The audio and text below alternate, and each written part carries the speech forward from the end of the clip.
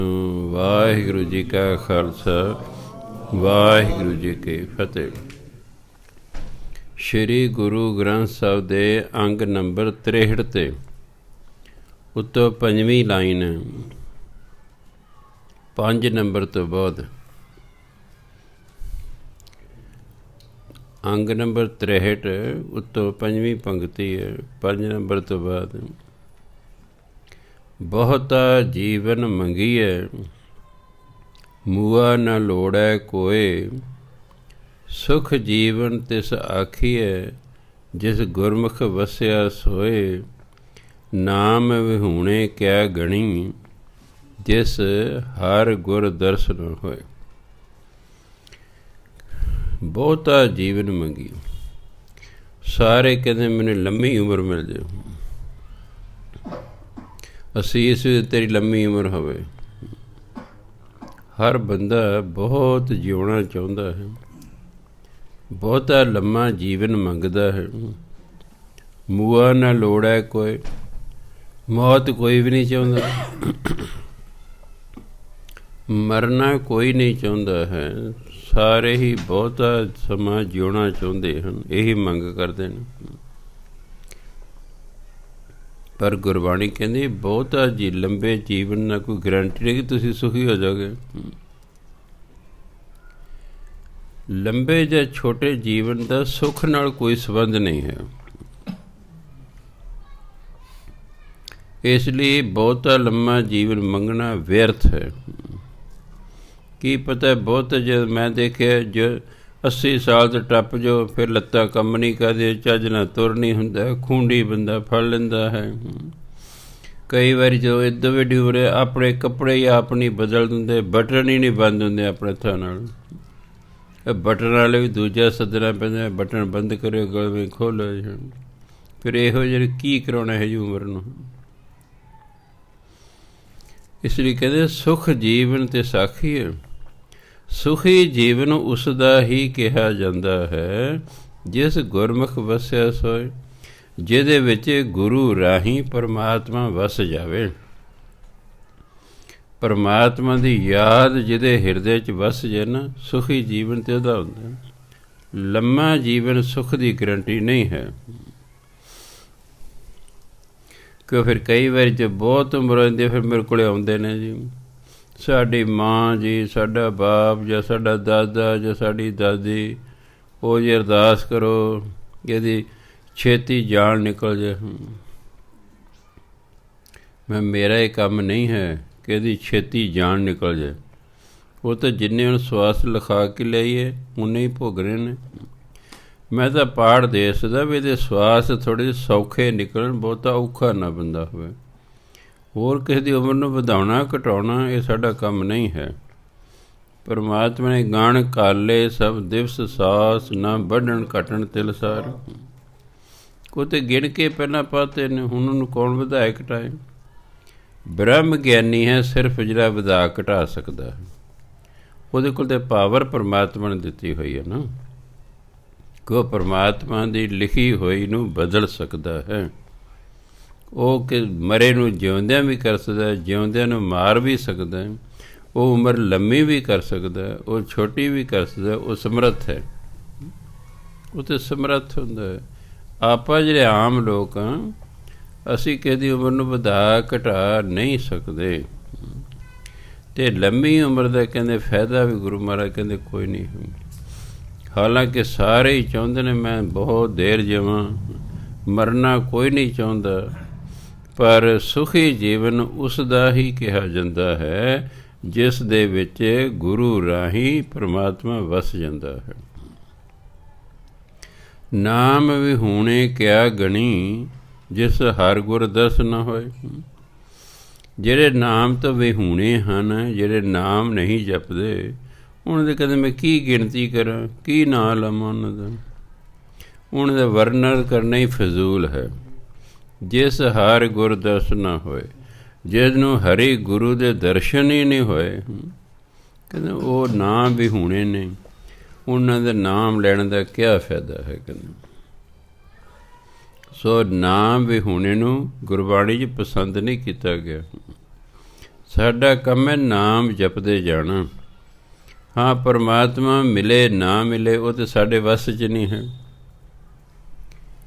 ਪਰਮਾਤਮਾ ਦੀ ਪ੍ਰਾਪਤੀ ਸਾਡੇ ਵੱਸ 'ਚ ਨਹੀਂ। ਕੱਲ੍ਹ ਵੀ ਕਿਹਾ ਸੀ, ਉਹ ਤਾਂ ਗੁਰੂ ਦੀ ਕਿਰਪਾ ਚਾਹੀਦੀ।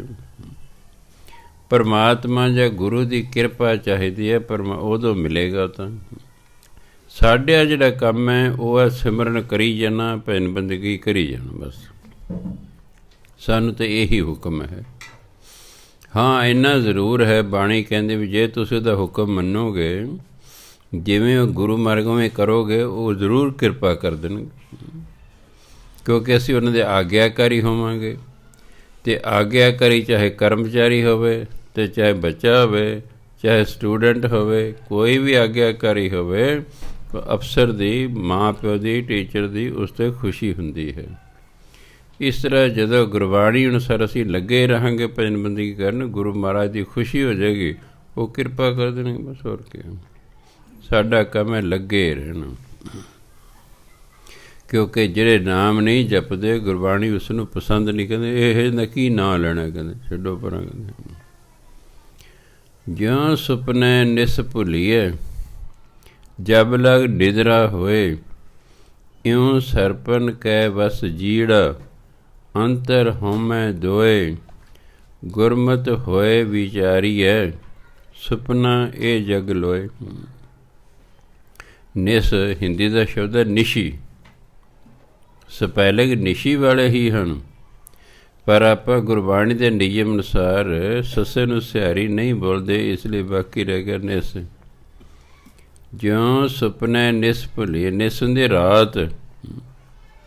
ਜਬ ਲਗ ਨਿਦਰਾ, ਨਿਦਰਾ ਹਿੰਦੀ ਦਾ ਸ਼ਬਦ ਹੈ ਨੀਂਦ।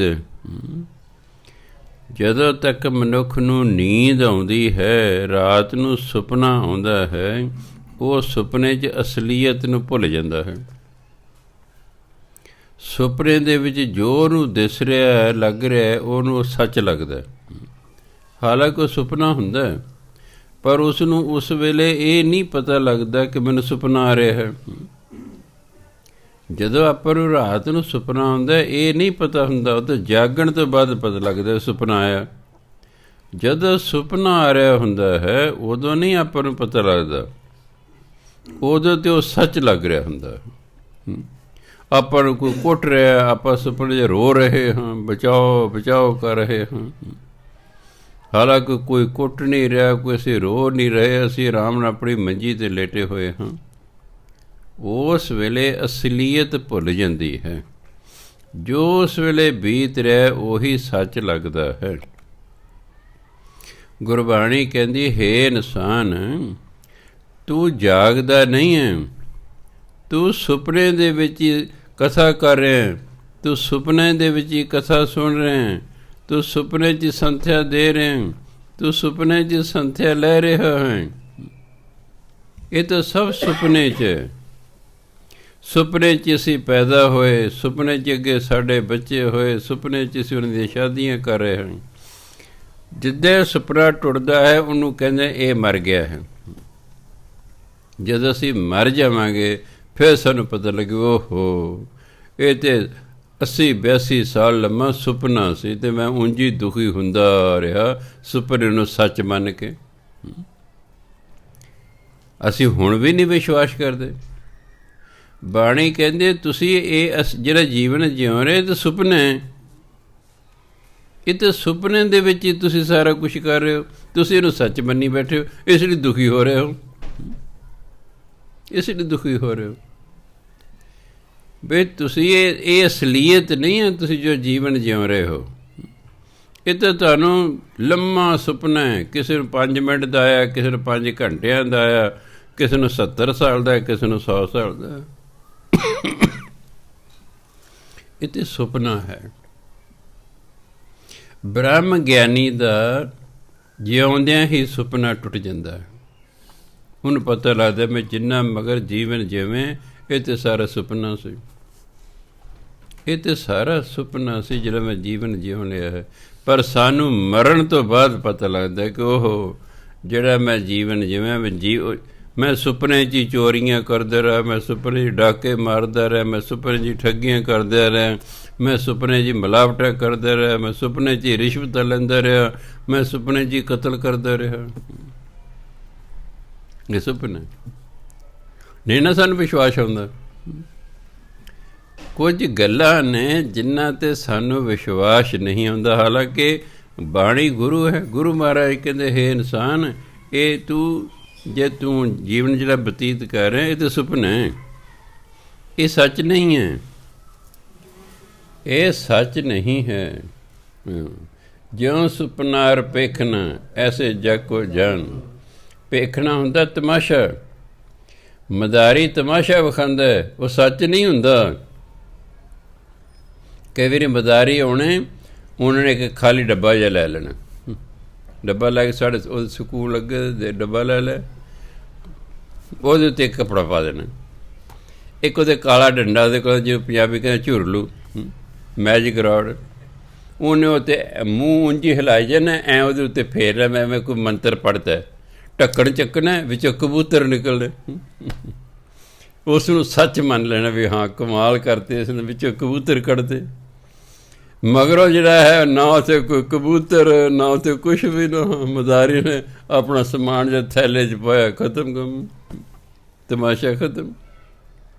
ਪਰ ਜਦੋਂ ਮਨੁੱਖ ਤਮਾਸ਼ਾ ਵੇਖ ਰਿਹਾ ਹੁੰਦਾ ਉਦੋਂ ਉਹਨੂੰ ਸਭ ਕੁਝ ਸੱਚ ਲੱਗ ਰਿਹਾ ਹੁੰਦਾ ਹੈ। ਜਿਉਂ ਸੁਪਨਾ ਅਰ ਪੇਖਣਾ, ਜਿਵੇਂ ਸੁਪਨਾ ਝੂਠਾ ਹੈ, ਤਮਾਸ਼ਾ ਝੂਠਾ ਹੈ, ਇਸ ਤਰ੍ਹਾਂ ਜਗ ਵੀ ਝੂਠਾ ਹੈ। ਪਰ ਕਿਉਂਕਿ ਅਸੀਂ ਸੁਪਨੇ 'ਚੋਂ ਲੰਘ ਰਹੇ ਹਾਂ, ਸੁਪਨੇ 'ਚ ਮੈਂ ਗੱਲਾਂ ਗਿਆਨ ਦੀਆਂ ਕਰ ਰਿਹਾ ਹਾਂ, ਪਰ ਮੇਰੇ ਸੁਪਨੇ 'ਚ ਬਾਹਰ ਨਹੀਂ ਨਿਕਲ ਰਿਹਾ, ਮੇਰਾ ਸੁਪਨਾ ਟੁੱਟ ਹੀ ਨਹੀਂ ਰਿਹਾ। ਪਤਾ ਹੈ ਮੈਂ ਸੁਪਨੇ 'ਚ ਲੰਘ ਰਿਹਾ, ਮੈਂ ਸੁਪਨੇ ਦੇ ਵਿੱਚ ਹੀ ਤੁਹਾਡੇ ਨਾਲ ਕਥਾ ਕਰ ਰਿਹਾ, ਤੁਸੀਂ ਸੁਪਨੇ 'ਚ ਹੀ ਸੁਣ ਰਹੇ ਹੋ, ਪਰ ਸਾਡਾ ਇਹ ਸੁਪਨਾ ਟੁੱਟ ਨਹੀਂ ਰਿਹਾ। ਇਹ ਟੁੱਟਦਾ ਤਾਂ ਨਹੀਂ ਕਿ ਸਾਡੀ ਅਜੇ ਜਿਹੜੀ ਹੈ ਜੋ ਅਸੀਂ ਸਿਮਰਨ ਕਰਦੇ ਉਸ ਅਵਸਥਾ 'ਤੇ ਨਹੀਂ ਆਏ। ਜਦੋਂ ਉਸ ਅਵਸਥਾ 'ਤੇ ਆ ਜਾਏਗਾ ਸੁਪਨਾ ਟੁੱਟ ਜਾਏਗਾ, ਫਿਰ ਅਸੀਂ ਵੀ ਕਹਾਂ ਯਾਰ ਹਾਂ ਵਾਕਈ ਸੁਪਨਾ ਅਸੀਂ ਐਵੇਂ ਹੀ ਔਖੇ ਜਿਹੇ ਹੋਈ ਗਏ, ਐਵੇਂ ਵਾਧੂ ਦੇ ਔਖੇ ਜਿਹੇ ਹੋਈ ਗਏ। ਉਸ ਦੇ ਸਾਰੇ ਜੀਵਨ 'ਚ ਵੀ ਸਾਡਾ ਸੁਪਨਾ ਨਾ ਟੁੱਟੇ। ਜਦੋਂ ਫਿਰ ਅਸੀਂ ਮਰਾਂਗੇ, ਅਸੀਂ ਜਾ ਰਹੇ ਹੋਵਾਂਗੇ ਅਤੇ ਫਿਰ ਮਗਰਲੇ ਰੋ ਰਹੇ ਹੋਣਗੇ, ਅਤੇ ਅਸੀਂ ਕਹਾਂਗੇ ਦੱਸ ਮੈਂ ਕਿਹੜਾ ਮਰਿਆ ਵੀ ਤੁਸੀਂ ਰੋ ਰਹੇ ਹੋ, ਮੈਂ ਤਾਂ ਸਰੀਰ 'ਚੋਂ ਨਿਕਲ ਕੇ ਜਾ ਰਿਹਾ, ਮੈਂ ਤਾਂ ਜਾ ਰਿਹਾ, ਤੁਸੀਂ ਮੈਨੂੰ ਮਰਿਆ ਹੋਇਆ ਸਮਝ ਲਿਆ, ਮੈਂ ਕੋਈ ਨਹੀਂ ਮਰਿਆ ਮੁਰਿਆ, ਇਹ ਤਾਂ ਮੈਨੂੰ 80 ਸਾਲਾਂ ਲਈ ਸਰੀਰ ਮਿਲਿਆ ਸੀ, ਮੈਂ ਸਰੀਰ ਜਿਵੇਂ ਸੱਪ ਕੁੰਝ ਲਾ ਹੁੰਦਾ, ਇਹ ਸਰੀਰ ਲਾ ਕੇ ਤੁਹਾਡੇ ਕੋਲ ਛੱਡ ਚੱਲਿਆ, ਮੈਂ ਤਾਂ ਵਿੱਚੋਂ ਨਿਕਲ ਚੱਲਿਆ, ਜੋ ਮੈਂ ਹਾਂ ਉਹ ਤਾਂ ਮੈਂ ਜਾ ਰਿਹਾ ਹਾਂ। ਤੁਸੀਂ ਸਰੀਰ ਨਾਲ ਹੀ ਪਿਆਰ ਕਰਦੇ ਸੀ, ਸਰੀਰ ਨੂੰ ਵੇਖ ਕੇ ਤੁਸੀਂ ਰੋ ਰਹੇ ਹੋ, ਰੋਈ ਜਾਓ। ਸੋ ਤਾਂ ਗੁਰੂ ਮਹਾਰਾਜ ਕਹਿੰਦੇ ਜਿਉਂ ਸੁਪਨੇ ਨਿਸ ਭੁੱਲੀਏ, ਜਿਵੇਂ ਰਾਤ ਨੂੰ ਸੁਪਨਾ ਆਉਂਦਾ ਨਾ, ਜਬ ਲਗ ਨਿਦਰਾ ਹੈ, ਕਦੋਂ ਤੱਕ ਸੁਪਨਾ ਆਉਂਦਾ, ਜਦੋਂ ਤੱਕ ਨੀਂਦ ਹੈ। ਜਿੰਨਾ ਚਿਰ ਬੰਦਾ ਸੁੱਤਾ ਹੋਇਆ ਉਹਨੂੰ ਸੁਪਨਾ ਆਉਂਦਾ ਹੈ। ਫਿਰ ਕੀ ਹੁੰਦਾ ਉਹਦੇ 'ਚ? ਹੁਣ ਸੁਪਨਾ ਸੱਚ ਨਹੀਂ ਹੁੰਦਾ, ਸੁਪਨਾ ਆ ਰਿਹਾ, ਜਿਵੇਂ ਰਾਤ ਦਾ ਸੁਪਨਾ ਹੈ, ਕਹਿੰਦੇ ਫਿਰ ਬੰਦਾ ਭੁੱਲ ਜਾਂਦਾ ਉਸਨੂੰ। ਸੁਪਨੇ 'ਚ ਅਸਲੀਅਤ ਨੂੰ ਭੁੱਲ ਜਾਂਦਾ ਹੈ, ਜੋ ਸੁਪਨਾ ਦਿਸ ਰਿਹਾ ਉਸ ਨੂੰ ਸੱਚ ਮੰਨ ਲੈਂਦਾ ਜਿੰਨਾ ਚਿਰ ਸੁੱਤਾ ਹੋਇਆ ਹੈ। ਜਦੋਂ ਦੀ ਨੀਂਦ ਟੁੱਟਦੀ ਹੈ ਸੁਪਨਾ ਵੀ ਟੁੱਟ ਜਾਂਦਾ, ਅਤੇ ਫਿਰ ਕਹਿੰਦਾ ਓਹੋ ਮੈਂ ਐਵੇਂ ਹੀ ਸੁਪਨੇ 'ਚ ਹੀ ਕੁੱਟ ਖਾਏ ਗਿਆ, ਸੁਪਨੇ 'ਚ ਹੀ ਰੋਈ ਗਿਆ, ਨਾ ਮੈਨੂੰ ਕੁੱਟਣ ਵਾਲਾ ਅਤੇ ਨਾ ਮੈਂ ਰੋਣ ਵਾਲਾ, ਮੈਂ ਤਾਂ ਚੰਗਾ ਭਲੇ 'ਤੇ ਮੰਜੇ 'ਤੇ ਪਿਆ। ਕਈ ਵਾਰੀ ਮੈਨੂੰ ਸੁਪਨਾ ਆਉਣਾ ਵੀ ਮੇਰੇ ਮਗਰ ਸ਼ੇਰ ਲੱਗ ਗਿਆ, ਮੈਂ ਭੱਜਿਆ ਜਾ ਰਿਹਾ, ਅੱਗੇ ਵਾੜ ਆ ਗਈ ਹੈ, ਮੈਂ ਛਾਲ ਮਾਰੀ ਵਾੜ ਦੇ ਉੱਤੋਂ ਦੀ, ਹੇਠਾਂ ਡਿੱਗ ਪਿਆ, ਜੋ ਡਿੱਗਿਆ ਨੀਂਦ ਟੁੱਟ ਗਈ, ਅਤੇ ਕੀ ਦੇਖਿਆ ਚੰਗਾ ਭਲਾ ਮੰਜੇ 'ਤੇ ਪਿਆ ਤੂੰ, ਨਾ ਕੋਈ ਸ਼ੇਰ, ਨਾ ਕੋਈ ਵਾੜ, ਨਾ ਕੋਈ ਗੱਲ, ਨਾ ਕੋਈ ਬਾਤ। ਉਂਝ ਹੀ ਪਸੀਨੋ ਪਸੀਨੀ ਸਰਦੀਆਂ ਦੇ ਮੌਸਮ ਡਰ ਨਾਲ ਹੋ ਗਿਆ। ਜੇ ਕਿਸੇ ਸੁਪਨੇ ਭੂਤ ਪ੍ਰੇਤ ਦੇ ਜਾਣ ਵੱਡਿਆਂ ਵੱਡਿਆਂ ਨੂੰ ਨਾ ਡਰ ਦੇ ਨਾਲ ਪਸੀਨਾ ਆ ਜਾਂਦਾ, ਸਰਦੀਆਂ ਦੇ ਮੌਸਮ ਵਿੱਚ ਵੀ ਡਰ ਗਿਆ। ਜਦੋਂ ਜਾਗਦਾ ਨਾ ਤੇ ਭੂਤ ਪ੍ਰੇਤ, ਨਾ ਤੇ ਗੱਲ, ਨਾ ਕੋਈ ਬਾਤ, ਵੀ ਉਂਝ ਹੀ ਘੰਟਾ ਡੇਢ ਡਰੀ ਗਿਆ। ਜਿਨ੍ਹਾਂ ਦਾ ਸੁਪਨਾ ਟੁੱਟ ਗਿਆ ਹੈ ਉਹਨਾਂ ਨੇ ਇਹ ਗੱਲਾਂ ਲਿਖੀਆਂ, ਮੈਂ ਤਾਂ ਉਹਨਾਂ ਦੀਆਂ ਗੱਲਾਂ ਤੁਹਾਨੂੰ ਦੱਸ ਰਿਹਾ। ਮੈਂ ਤਾਂ ਆਪ ਸੁਪਨੇ 'ਚ ਹੀ ਹਾਂ। ਇੰਨਾ ਮੈਨੂੰ ਜ਼ਰੂਰ ਵਿਸ਼ਵਾਸ ਹੈ ਕਿ ਮੈਂ ਸੁਪਨੇ ਵਿੱਚ ਹਾਂ। ਬਸ ਕਈਆਂ 'ਤੇ ਇਹ ਵੀ ਵਿਸ਼ਵਾਸ ਨਹੀਂ ਹੁੰਦਾ ਕਿ ਮੈਂ ਸੁਪਨੇ ਵਿੱਚ ਜੀਵਨ ਬਤੀਤ ਕਰ। ਬਾਣੀ ਪੜ੍ਹ ਕੇ ਤੇ ਮੈਨੂੰ ਵਿਸ਼ਵਾਸ ਹੋ ਗਿਆ ਹੈ ਕਿ ਮੈਂ ਸੁਪਨਾ ਲੈ ਰਿਹਾ ਹਾਂ, ਜਿਹੜਾ ਕਿ ਐਂ ਲੱਗਦਾ ਵੀ ਨਹੀਂ ਮੈਂ ਕਿਤੇ, ਮੈਂ ਤਾਂ ਜਾਗਦਾ ਹਾਂ, ਮੈਂ ਤਾਂ ਬੋਲ ਰਿਹਾ ਹਾਂ, ਮੈਂ ਤਾਂ ਤੁਰ ਰਿਹਾ ਹਾਂ। ਨਹੀਂ, ਇਹ ਸੁਪਨਾ ਹੀ ਹੈ। ਹਾਂ, ਜਿੱਦੇ ਬ੍ਰਹਮ ਗਿਆਨ ਹੋ ਗਿਆ ਉਹਦੇ ਜਿਉਂਦਿਆਂ ਹੀ ਸੁਪਨਾ ਟੁੱਟ ਜਾਵੇਗਾ। ਅਤੇ ਫਿਰ ਅਸੀਂ ਕਹਾਂਗੇ ਓਹੋ ਐਵੇਂ ਹੀ ਇੰਨੇ ਸਾਲ ਔਖੇ ਹੁੰਦੇ ਰਹੇ। ਇਸ ਲਈ ਬ੍ਰਹਮ ਗਿਆਨ ਹੋ ਜਾਣ ਤੋਂ ਬਾਅਦ ਆਨੰਦ ਹੀ ਆਨੰਦ ਹੈ। ਫਿਰ ਜ਼ਿੰਦਗੀ 'ਚ ਫਿਰ ਕੋਈ ਦੁੱਖ ਨਹੀਂ ਹੁੰਦਾ, ਪਤਾ 'ਚੋਂ ਲੱਗ ਗਿਆ ਸਭ ਕਿਸੇ ਦਾ। ਇਉਂ ਸਰਪਨ ਕੈ ਵਸ ਜੀੜਾ ਅੰਤਰ ਹਉਮੈ ਦੋਏ। ਜਿਵੇਂ ਕਹਿੰਦਾ ਸੁਪਨੇ ਦੇ ਰਾਤ ਨੂੰ ਆਇਆ ਸੁਪਨਾ ਅਤੇ ਨੀਂਦਰ ਆ ਗਈ, ਨੀਂਦਰ 'ਚ ਆਇਆ ਸੁਪਨਾ ਅਤੇ ਬੰਦਾ ਅਸਲੀਅਤ ਨੂੰ ਭੁੱਲ ਜਾਂਦਾ ਹੈ। ਇਸੇ ਤਰ੍ਹਾਂ ਹੀ ਇਹ ਸਾਡਾ ਜਿਹੜਾ ਜੀੜ ਹੈ, ਜਿੰਦ ਹੈ, ਇਹ ਸਾਡੀ ਜਾਨ ਹੈ, ਇਹ ਸਰਪਣ ਦੇ ਵਸ 'ਚ, ਮਾਇਆ ਰੂਪੀ ਸਪਨੀ।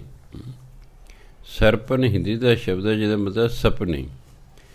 ਸਪਨੀ ਕਿਹਨੂੰ ਕਿਹਾ? ਮਾਇਆ ਨੂੰ। ਮਾਇਆ ਨੂੰ ਸਪਨੀ ਕਿਹਾ ਗਿਆ ਧਰਮ ਦੇ ਵਿੱਚ। ਜੇ ਸਪਨੀ ਕਿਸੇ ਵੇਲੇ ਵੀ ਡੰਗ ਮਾਰ ਸਕਦੀ ਹੈ।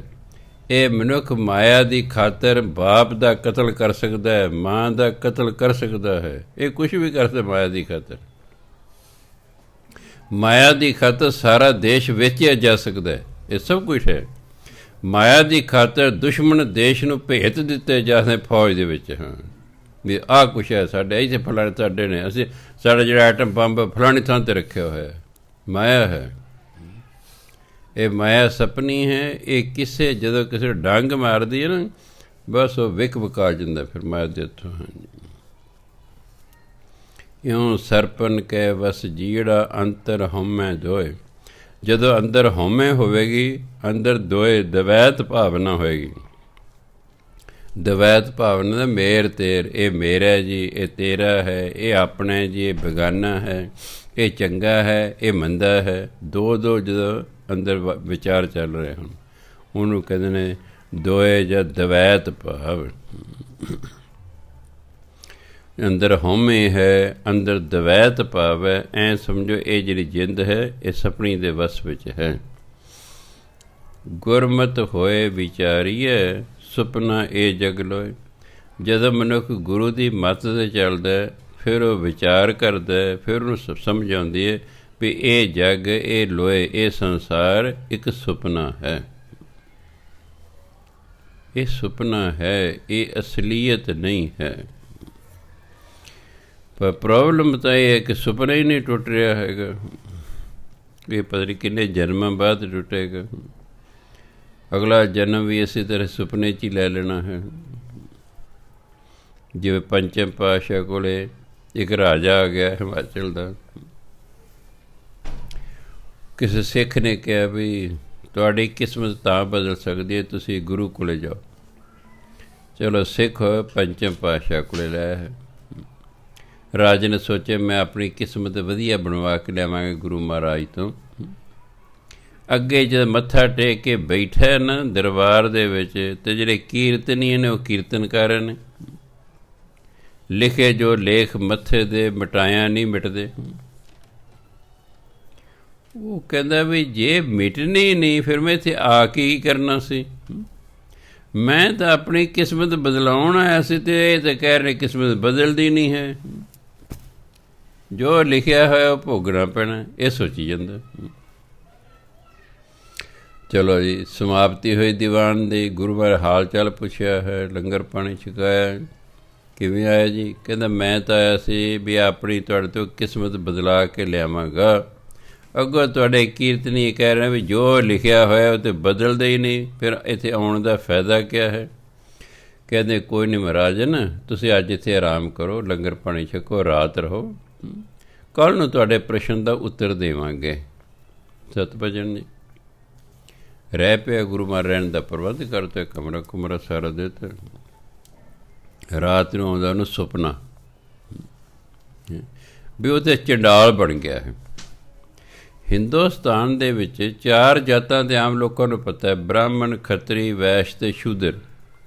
ਪੁਰਾਣੇ ਜ਼ਮਾਨੇ 'ਚ ਇੱਕ 5ਵੀਂ ਜਾਤ ਉਹਨੂੰ ਕਹਿੰਦੇ ਸੀ ਚੰਡਾਲ। ਉਹਨਾਂ ਨੂੰ ਸ਼ਹਿਰ ਜਾਂ ਪਿੰਡ ਦੇ ਵਿੱਚ ਰਹਿਣ ਦਾ ਅਧਿਕਾਰ ਨਹੀਂ ਸੀ। ਉਹ ਜੰਗਲਾਂ 'ਚ ਰਹਿੰਦੇ ਹੁੰਦੇ ਸਨ ਅਤੇ ਉਹਨਾਂ ਨੂੰ ਹੁਕਮ ਸੀ ਕਿ ਜਦੋਂ ਤੁਸੀਂ ਕਿਸੇ ਸ਼ਹਿਰ 'ਚ ਜਾਂ ਪਿੰਡ 'ਚ ਆਉਣਾ ਹੈ ਤਾਂ ਨਾਲ ਢੋਲ ਲੈ ਕੇ ਆਉਣਾ, ਢੋਲ ਵਜਾਉਂਦੇ ਆਉਣਾ, ਤਾਂ ਜੋ ਸਾਨੂੰ ਪਤਾ ਲੱਗੇ ਵੀ ਚੰਡਾਲ ਆ ਰਹੇ ਹਨ, ਤੁਹਾਡਾ ਪਰਛਾਵਾਂ ਸਾਡੇ 'ਤੇ ਨਾ ਪੈ ਜੇ ਕਿਸੇ ਘਰ, ਅਸੀਂ ਪਰਾਂ ਨੂੰ ਹੋ ਜਾਈਏ। ਅਤੇ ਆਪਣੇ ਮਗਰ ਝਾੜੀਆਂ ਬੰਨ੍ਹ ਕੇ ਲਿਆਉਣੀਆਂ ਤਾਂ ਜੋ ਤੁਹਾਡੇ ਪੈਰਾਂ ਦੇ ਨਿਸ਼ਾਨ ਨਾ ਰਹਿ ਜਾਣ, ਉਹ ਨਾਲ ਦੀ ਨਾਲ ਮਿਟਦੇ ਜਾਣ। ਇਹ ਵੀ ਹਾਲ ਸੀ ਹਿੰਦੁਸਤਾਨ ਦਾ। ਇਹ ਤਾਂ ਭਲਾ ਹੋਵੇ ਅੰਗਰੇਜ਼ਾਂ ਦਾ, ਉਹ ਆਏ, ਉਹਨਾਂ ਨੇ ਅੰਗਰੇਜ਼ੀ ਆਈ, ਇੱਥੇ ਨਵੀਂ ਵਿੱਦਿਆ ਆਈ, ਪੁਰਾਤਨ ਖਤਮ ਹੋ ਗਈ, ਸਕੂਲ ਕਾਲਜ ਖੁੱਲ੍ਹ ਗਏ, ਬੱਚੇ ਬੱਚੀਆਂ ਇਕੱਠੇ ਪੜ੍ਹਨ ਲੱਗ ਪਏ, ਇਕੱਠੇ ਨੌਕਰੀਆਂ ਕਰਨ ਲੱਗ ਪਏ, ਸਾਰੀਆਂ ਜਾਤਾਂ ਵਾਲੇ ਰਲ ਮਿਲ ਕੇ ਬੈਠਣ ਲੱਗ ਗਏ। ਹੌਲੀ ਹੌਲੀ ਪੰਜਾਬ ਦੇ ਗੁਰੂਆਂ ਦਾ ਪ੍ਰਭਾਵ ਹੋ ਗਿਆ ਹੈ, ਇਸ ਕਰਕੇ ਥੋੜ੍ਹਾ ਜਿਹਾ ਫਰਕ ਪੈ ਗਏ, ਨਹੀਂ ਤਾਂ ਬੁਰਾ ਹਾਲ ਸੀ। ਲਓ ਜੀ, ਉਹ ਬਣ ਗਿਆ ਸੁਪਨੇ ਚੰਡਾਲ। ਸੁਪਨੇ 'ਚ ਵਿਆਹ ਵੀ ਗਿਆ, ਸੁਪਨੇ 'ਚ ਬੱਚੇ ਵੀ 5-6 ਹੋ ਗਏ ਨੇ। ਬੜੀ ਗਰੀਬੀ ਭੋਗ ਰਿਹਾ ਹੈ, ਦਿਹਾੜੀਆਂ ਕਰਦਾ, ਗਰੀਬੀ ਭੋਗਦਾ ਹੈ। 40 ਸਾਲ ਇਸ ਤਰ੍ਹਾਂ ਰਿਹਾ। 40 ਸਾਲ ਬਾਅਦ ਉਹਦੀ ਡੈਥ ਹੋ ਗਈ, ਭਾਵ ਉਹਦਾ ਸੁਪਨਾ ਟੁੱਟ ਗਿਆ। ਅਤੇ ਉਹਨੇ ਇੱਕ ਸ਼ੁਕਰ ਕੀਤਾ ਵੀ ਉਹ ਮੈਂ ਤਾਂ ਆਪਣੇ ਮੰਜੇ 'ਤੇ ਪਿਆ, ਵੀ ਬੜਾ ਦੁੱਖ ਭੋਗਿਆ ਹੈ। ਕਈ ਸੁਪਨੇ ਇੰਨੇ ਜ਼ਬਰਦਸਤ ਹੁੰਦੇ ਨੇ ਕਿ ਉਹ ਜਾਗਣ ਤੋਂ ਬਾਅਦ ਵੀ ਕਿੰਨੀ ਦੇਰ ਯਾਦ ਰਹਿੰਦੇ ਨੇ। ਕੁਝ ਸੁਪਨੇ ਜਾਗਦੇ ਸਾਰੇ ਭੁੱਲ ਜਾਂਦੇ, ਸਿਰਫ ਆਪਾਂ ਨੂੰ ਇੰਨਾ ਪਤਾ ਯਾਦ ਰਹਿੰਦਾ ਵੀ ਸਾਨੂੰ ਸੁਪਨਾ ਆਇਆ ਸੀ, ਕੋਈ ਕੀ ਐਸੇ ਇਹ ਨਹੀਂ ਯਾਦ ਰਹਿੰਦਾ। ਕੁਝ ਸੁਪਨੇ ਕੁਝ ਮਿੰਟਾਂ ਤੱਕ ਯਾਦ ਰਹਿੰਦਾ, ਉਹਦੇ ਬਾਅਦ ਭੁੱਲ ਜਾਂਦਾ। ਪਰ ਕਈ ਸੁਪਨੇ ਨੇ ਕਈ ਸਮਾਂ ਨਹੀਂ ਭੁੱਲਦੇ ਹੈਗੇ, ਉਹ ਐਸੇ ਡਰਾਉਣੇ ਜਾਂ ਭਿਆਨਕ ਸੁਪਨੇ ਆਉਂਦੇ ਹਨ, ਸਮਝ ਨਹੀਂ ਉਸ ਨੂੰ ਆ ਰਹੀ ਵੀ ਆਹ ਕੀ ਹੋ ਗਿਆ ਮੇਰੇ ਨਾਲ। ਅਗਲੇ ਦਿਨ ਗੁਰੂ ਮਹਾਰਾਜ ਔਰ ਰਾਜਨ ਸੈਰ ਕਰਨ ਚੱਲੀ, ਘੋੜਿਆਂ 'ਤੇ ਚੜ੍ਹ ਗਏ ਨੇ। ਰਾਜ ਰਾਤ 'ਤੇ ਸ਼ਿਕਾਰ ਕਰਨ ਦੀ, ਅੱਗੋਂ ਇੱਕ ਹਿਰਨ ਆ ਗਿਆ ਹੈ। ਰਾਜੇ ਨੇ ਹਿਰਨ ਦੇ ਮਗਰ ਜਿਹੜਾ ਹੈ ਆਪਣਾ ਘੋੜਾ ਲਾ ਲਿਆ, ਉਹ ਜੰਗਲ 'ਚ ਵੜ ਗਿਆ। ਜੰਗਲ 'ਚ ਵੜ ਗਿਆ ਅਤੇ ਹਿਰਨ ਜਿਹੜਾ ਹੈ ਅਲੋਪ ਹੋ ਕੇ ਦੱਸਿਆ ਨਹੀਂ, ਰਾਜੇ ਨੂੰ ਮਾਰ ਨਹੀਂ ਸਕਿਆ। ਹੁਣ ਜੰਗਲ ਦੇ ਵਿੱਚ ਰਾਹ ਲੱਭਣਾ ਬੜਾ ਮੁਸ਼ਕਿਲ ਹੁੰਦਾ। ਜੰਗਲ 'ਚ ਰਾਹ ਨਹੀਂ ਛੇਤੀ ਛੇਤੀ ਲੱਗਦਾ, ਚਾਹੇ 10 ਕਿੱਲੇ ਦਾ ਜੰਗਲ ਹੋਵੇ ਤਾਂ ਵਿੱਚ ਹੀ ਧੱਕੇ ਖਾਈ ਜਾਓਗੇ, ਤੈਨੂੰ ਬਾਹਰ ਨਿਕਲਣ ਨੂੰ ਰਾਹ ਹੀ ਨਹੀਂ ਲੱਭਣਾ ਹੈਗਾ। ਇਸ ਤਰ੍ਹਾਂ ਮੈਂ ਇੱਕ ਵਾਰੀ ਜੰਗਲ 'ਚ ਘਿਰ ਗਿਆ, ਹਾਲਾਂਕਿ ਸਾਡਾ 10-12 ਕਿੱਲੇ ਦਾ ਜੰਗਲ ਸੀ, ਲੱਭੇ ਹੀ ਨਾ ਮੈਨੂੰ ਰਾਹ ਵੀ ਘਰ ਨੂੰ ਜਾਵਾਂ ਕਿਹੜੇ ਪਾਸੇ ਨੂੰ।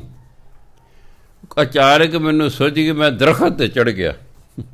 ਜੋ ਕਾਫੀ ਦਰਖਤ 'ਤੇ ਚੜ੍ਹ ਗਿਆ, ਫਿਰ ਜਾ ਕੇ ਦੇਖਿਆ ਵੀ ਉਹ ਉਸ ਪਾਸੇ ਸਾਡਾ ਪਿੰਡ ਹੈ। ਉੱਤਰ ਕੇ ਉਸੇ ਸੇਧ ਨੂੰ ਤੁਰਿਆ ਗਿਆ ਤਾਂ ਕਿ ਜਦ ਬਾਹਰ ਨਿਕਲਿਆ। ਬੁਰਾ ਹਾਲ ਮੇਰਾ ਹੋਇਆ, ਭੁੱਖ ਪਿਆਸ ਮੈਨੂੰ ਲੱਗੇ, ਕਿੰਨੇ ਘੰਟੇ ਹੀ ਲੱਗ ਗਏ ਮੈਨੂੰ ਛੋਟੇ ਜਿਹੇ ਜੰਗਲ 'ਚ ਬਾਹਰ ਨਿਕਲਦਿਆਂ ਹੋਏ। ਚਲੋ ਜੀ, ਕਿਸੇ ਨਾ ਕਿਸੇ ਕਾਰਨ ਜੰਗਲ ਤੋਂ ਬਾਹਰ ਨਿਕਲ ਗਿਆ। ਬਾਹਰ ਨਿਕਲ ਗਿਆ, ਉੱਥੇ ਅੱਗੇ ਬੱਚੇ ਖੇਡ ਰਹੇ ਸਨ। ਬੱਚਿਆਂ ਨੇ ਪਹਿਚਾਣ ਲਿਆ ਤਾਂ ਸਾਡਾ ਬਾਪੂ ਹੈ। ਉਹ ਬਾਪੂ ਬਾਪੂ ਜੋ ਵੀ ਉਦੋਂ ਕਹਿੰਦੇ ਸਨ, ਉਸ ਵੇਲੇ ਬਾਪੂ ਨੂੰ ਕੀ ਕਹਿੰਦੇ ਸਨ ਇਹ ਤਾਂ ਅੱਲਾ ਜਾਣੇ। ਬੱਚਿਆਂ ਨੇ ਪਹਿਚਾਣ ਲਿਆ ਤਾਂ ਸਾਡਾ ਬਾਪ ਹੈ। ਕਹਿੰਦੇ ਬਾਪੂ ਬਾਪੂ ਤੂੰ ਤਾਂ ਰਾਤੀ ਮਰ ਗਿਆ ਸੀ, ਤੂੰ ਆ ਘੋੜਾ ਲੈ ਕੇ ਆ ਰਾਜੇ ਦੇ ਕੱਪੜੇ ਪਾ ਕੇ ਕਿੱਥੋਂ ਆ ਗਏ? ਉਹ ਕਹਿੰਦਾ ਚਲੋ ਚਲੋ, ਮੈਂ ਤੁਹਾਡਾ ਕੋਈ ਬਾਪ ਨਹੀਂ ਹੈਗਾ, ਮੈਂ ਹਿਮਾਚਲ ਦਾ ਰਾਜਾ। ਕਹਿੰਦੇ ਲੈ ਲੈ, ਮੈਂ ਝੂਠ ਬੋਲ ਜਾਂਦਾ। ਇੰਝ ਕਹਿੰਦਾ ਮਰ ਗਿਆ, ਇਹਦੇ ਬਾਅਦ ਤੂੰ ਝੂਠੀ ਮੂਠੀ ਮਰ ਗਿਆ। ਇੱਕ ਬੱਚਾ ਭੱਜਿਆ ਗਿਆ ਪਿੰਡ, ਕਹਿੰਦਾ ਬੇਬੇ ਬੇਬੇ ਬਾਪੂ ਜਿਉਂਦਾ ਹੈ, ਉਹ ਤਾਂ ਘੋੜੇ 'ਤੇ ਚੜ੍ਹਿਆ ਹੋਇਆ, ਰਾਜੇ ਵਾਲੇ ਕੱਪੜੇ ਪਾਏ ਨੇ। ਉਹ ਬੀਬੀਆਂ ਵੀ ਆ ਗਈਆਂ, ਉਹ ਚੰਬੜ ਗਈਆਂ ਵੀ ਤੁਸੀਂ ਕਿੱਥੇ, ਤੁਸੀਂ ਇਹਦੇ ਬਾਅਦ ਝੂਠੀ ਮੂਠੀ ਮਰ ਗਏ ਹੈ, ਚਲੋ ਘਰ ਚੱਲੀਏ। ਉਹ ਕਹਿੰਦਾ ਚਲੋ ਚਲੋ, ਮੈਂ ਤਾਂ ਤੇਰਾ ਕੋਈ ਪਤਾ ਹੀ ਨਹੀਂ ਹੈਗਾ। ਉਂਝ ਵੇਖਦੇ ਇਹ ਸੁਪਨੇ ਵਾਲੇ ਹੀ ਨੇ ਸਾਰੇ, ਵੀ ਇਹ ਜਿਹੜੇ ਬੱਚੇ ਨੇ ਇਹ ਸੁਪਨੇ 'ਚ ਮੇਰੇ ਬੱਚੇ ਸਨ, ਇਹ ਜਿਹੜੀ ਜਨਾਨੀ ਹੈ ਇਹ ਸੁਪਨੇ 'ਚ ਮੇਰੀ ਘਰ ਵਾਲੀ ਸੀ ਹੈ, ਨਾਲੇ ਇਹ ਸੋਚੀ ਦੇ ਨਾਲੇ ਘਬਰਾਇਆ ਹੋਇਆ ਹੈ। ਇੰਨੇ ਚਿਰ ਨੂੰ ਗੁਰੂ ਮਹਾਰਾਜ ਇਸ ਲੈ ਕੇ ਪਹੁੰਚ ਗਏ। ਕਹਿੰਦੇ ਭਾਈ ਕਿਉਂ ਰੌਲਾ ਪਾਇਆ? ਉਹ ਜਨਾਨੀ ਕਹੇ ਜੀ ਮੇਰਾ ਘਰ ਵਾਲਾ ਜੀ, ਇਹ ਕੱਲ੍ਹ ਮਰ ਗਿਆ ਸੀ ਜੀ, ਇਹਦੇ ਮਤਲਬ ਝੂਠੀ ਮੂਠੀ ਮਰ ਗਿਆ ਜੀ, ਇਹ ਪਤਾ ਨਹੀਂ ਕਿੱਥੋਂ ਘੋੜਾ ਲੈ, ਕਿੱਥੋਂ ਰਾਜੇ ਵਾਲੇ ਕੱਪੜੇ। ਗੁਰੂ ਮਹਾਰਾਜ ਕੇ ਨਹੀਂ ਬੀਬੀ, ਇਹ ਤੇਰਾ ਘਰ ਵਾਲਾ ਨਹੀਂ ਹੈਗਾ, ਇਹ ਤਾਂ ਜਿਹੜਾ ਸਾਨੂੰ ਮਿਲਣਾ ਹੈ, ਇਹ ਤਾਂ ਹਿਮਾਚਲ ਦਾ ਰਾਜਾ ਹੈ। ਨਾ ਜੀ ਕਹਿੰਦੇ, ਬੱਚੇ ਵੀ ਕਹਿੰਦੇ ਸਾਡਾ ਬਾਪ ਹੈ ਜੀ।